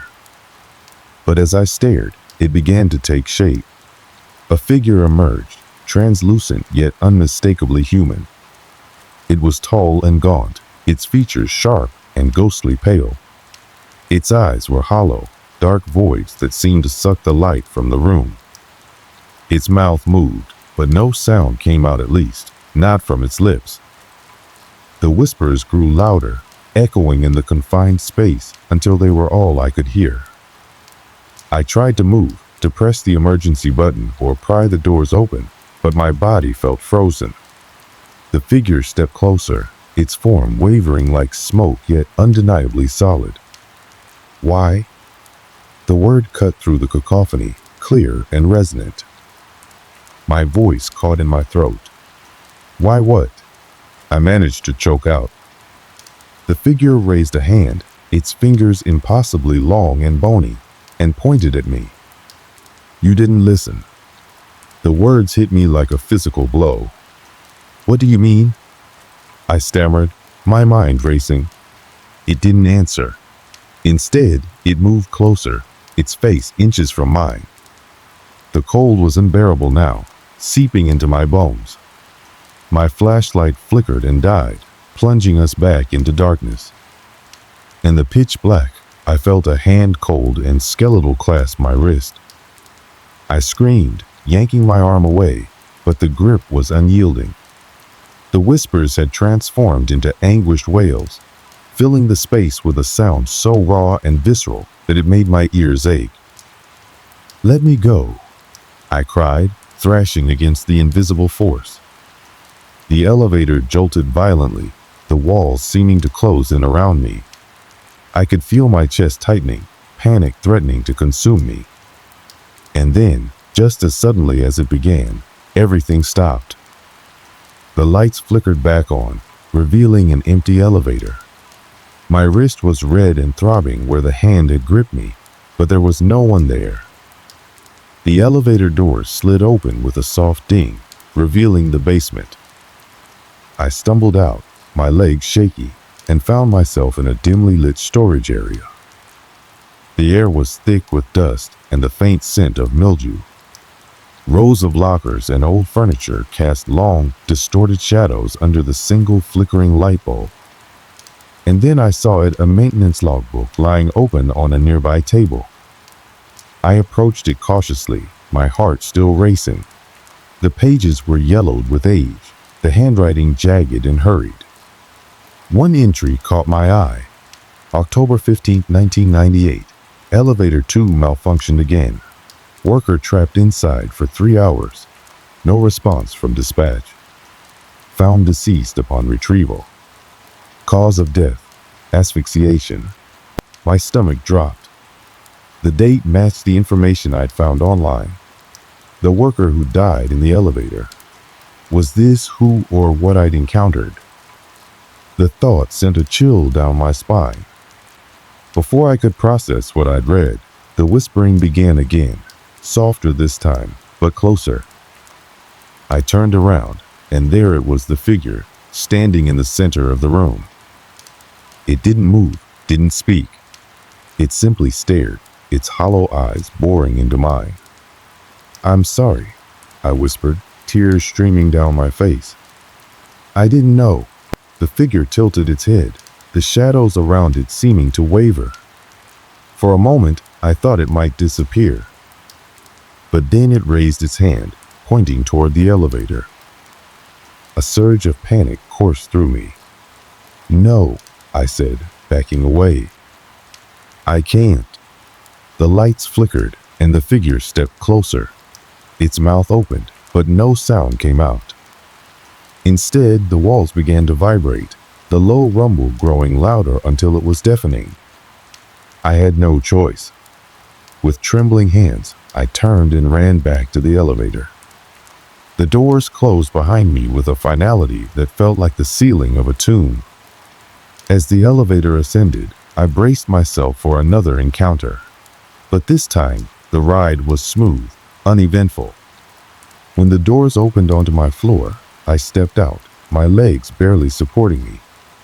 The hallway was silent, the oppressive weight I'd felt before noticeably absent. But I knew it wasn't over. Whatever had happened, whatever I'd seen, it had left its mark. And I wasn't sure if I'd ever feel safe again. When I stumbled out of the elevator and back into the familiar yet strangely foreign hallway, I felt an overwhelming sense of relief, but it was short-lived. My chest still heaved with the exertion of my frantic escape, and the icy sensation from the ghostly grip lingered on my wrist, as if etched into my very skin. I retreated to my apartment and locked the door behind me, my trembling hands barely able to turn the key. Leaning against the door, I allowed myself a moment to breathe. But the quiet was suffocating, the silence heavy with the echoes of what I had just endured. I sat at the kitchen table, the maintenance logbook from the basement still clutched in my hand. I flipped back to the entry I'd read earlier, trying to process its implications. The worker's death had been tragic, but it didn't fully explain the horrors I had just witnessed. Turning the pages, I found more entries. October 17, 1998. Elevator 2 taken out of service. Reports of unusual noises and malfunctioning controls. Workers refused to use it. November 2nd, 1998. Contractor hired to investigate elevator issues. Contractor quit after 1 day, citing personal reasons. December 12, 1998. Residents report hearing voices near elevator 2. No physical issues found during inspection. Each entry added another layer to the story, deepening the mystery. This wasn't just about a malfunctioning elevator. There was something tied to it, something that refused to be ignored. I couldn't stay in the building any longer. That much was clear. But before I left, I felt an almost compulsive need to warn others. Whatever was haunting the elevator was still there, and it wasn't going away. The next day, I approached the building manager, an older man named Mr. Larson, whose skeptical expression seemed permanently etched into his face. I recounted everything, the strange sounds, the apparition, and the maintenance logbook. At first, he dismissed it outright, waving a hand as if swatting away a pesky fly. "I've worked here for 15 years, he said gruffly. "Never seen or heard anything like that." But when I showed him the logbook, his expression faltered. He flipped through the pages, his brow furrowing deeper with each entry. "I didn't know about this," he admitted reluctantly. "This must have been from before my time. People need to know," I insisted, my voice trembling. "They need to stay away from that elevator." He sighed heavily, clearly torn. "Look, I'll have it inspected again, but you know how these things go. If there's no proof of danger, I can't just shut it down." His response was as frustrating as it was predictable. That evening, I began packing my belongings. I didn't care about breaking the lease or forfeiting my deposit. No amount of money was worth staying there. As I stuffed clothes into a suitcase, I couldn't shake the feeling that I was being watched. Every creak of the floorboards, every rustle of the curtains made me jump. I kept glancing over my shoulder, half expecting to see the ghostly figure standing in the corner. By midnight, I was ready to go. I had arranged to stay with a friend across town until I could find a new apartment. With my suitcase in hand, I stepped out into the hallway, the weight of my decision lifting slightly as I made my way to the exit. But as I passed the elevator, I froze. The doors were open, revealing the dimly lit interior. The familiar hum of the machinery was absent, replaced by an eerie stillness. It was as if the elevator itself was waiting for me. I quickened my pace, my heart pounding in my chest, and didn't look back. The days that followed were a blur of relocation and attempts to return to normalcy. My friend offered me their spare room, and I tried to focus on finding a new place. But no matter how far I distanced myself from that building, the memories clung to me like a shadow. Why had the apparition singled me out? Was it simply because I had entered the elevator, or was there something more to it? The phrase, "You didn't listen," echoed in my mind. What had I failed to hear or understand? Despite my fear, I couldn't let the questions go unanswered. I reached out to a local historian, a woman named Carla, who specialized in urban legends and paranormal phenomena. When I mentioned the building and its elevator, her tone shifted. "I've heard of that place," she said. "There have been stories for years. People disappearing, strange noises, even sightings. But most of it is dismissed as superstition." I shared my experience, and she listened intently, taking notes. By the end of our conversation, she promised to look into the building's history further. Even with Carla's help, I struggled to move on. Nightmares plagued my sleep, vivid and unrelenting. I would find myself back in the elevator, the whispers surrounding me, the figure looming closer. I would wake up drenched in sweat, my chest tight with panic. I started seeing a therapist, hoping to process what had happened. Though I avoided mentioning ghosts or apparitions, I described the feelings of fear and helplessness that had consumed me. "You've been through a traumatic experience," she said gently. "Your mind is trying to make sense of it, but how could I make sense of something so inexplicable?" Weeks later, Carla called me with an update. She had uncovered an article from 1998 about the worker who had died in the elevator. The piece included interviews with coworkers who described him as dedicated but overworked, often taking extra shifts to provide for his family. Apparently, there was some speculation that he had been calling for help for hours before he passed, Carla explained. But no one heard him, or if they did, they ignored it.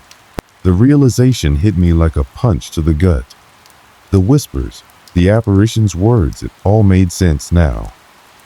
The ghost wasn't just a random presence, it was the lingering spirit of a man who had died alone and unheard. I wondered if my encounter had been his way of making sure his story wasn't forgotten. Even with this newfound understanding, I couldn't bring myself to return to the building. I heard through the grapevine that the elevator had been taken out of service for repairs, though I doubted it would solve the deeper issue. Part of me hoped that by sharing his story, I had given the spirit some measure of peace. But another part of me feared that whatever haunted that elevator wasn't ready to let go. In the weeks that followed, I found a new apartment in a different part of the city. It was small but cozy, with plenty of natural light and no elevators. Though I tried to move forward, the experience stayed with me, a constant reminder of the thin veil between the living and the dead. And sometimes, late at night, when the world was quiet, I thought I could still hear the faint echoes of whispers, carrying a message I might never fully understand. Months have passed since I left the building, but the memory of that night has stayed with me like a scar, a permanent reminder of what I experienced. Life has slowly returned to a semblance of normalcy: work, errands, coffee shop visits, but there's a part of me that remains haunted, not just by the ghost I encountered, but by the questions it left unanswered. I've replayed that night in my mind countless times, dissecting every detail, every sound, every fleeting shadow. Was it an isolated event tied to that specific elevator, Or was I simply unlucky enough to cross paths with something beyond comprehension? The truth is, I may never know. The experience changed me in ways I hadn't anticipated. I've always been a skeptic, the kind of person who needed tangible proof before believing in anything supernatural. But what happened in that elevator wasn't something I could explain away with logic or reason. It made me realize how little we understand about the world around us, about the spaces we inhabit and the energy we leave behind. That thought, both humbling and unsettling, lingers with me. Now, I find myself noticing things I would have previously dismissed. The odd flicker of a light bulb, the chill of a draft in a supposedly sealed room, the faint creak of a floorboard when no one else is home. I don't assume they're paranormal, but I don't dismiss them outright either. The whispers, though, those are harder to shake.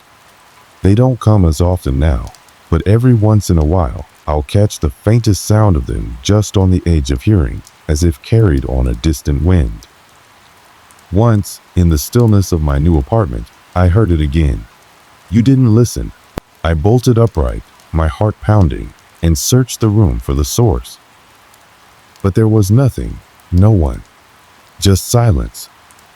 I've tried to tell myself it's my imagination, a trick of the mind born from the trauma of that night. But deep down, I wonder if the spirit's message wasn't just for me, but for anyone who might find themselves in a similar situation. If there's one thing I've taken away from this experience, it's that we can't always turn a blind eye to the strange or the unsettling.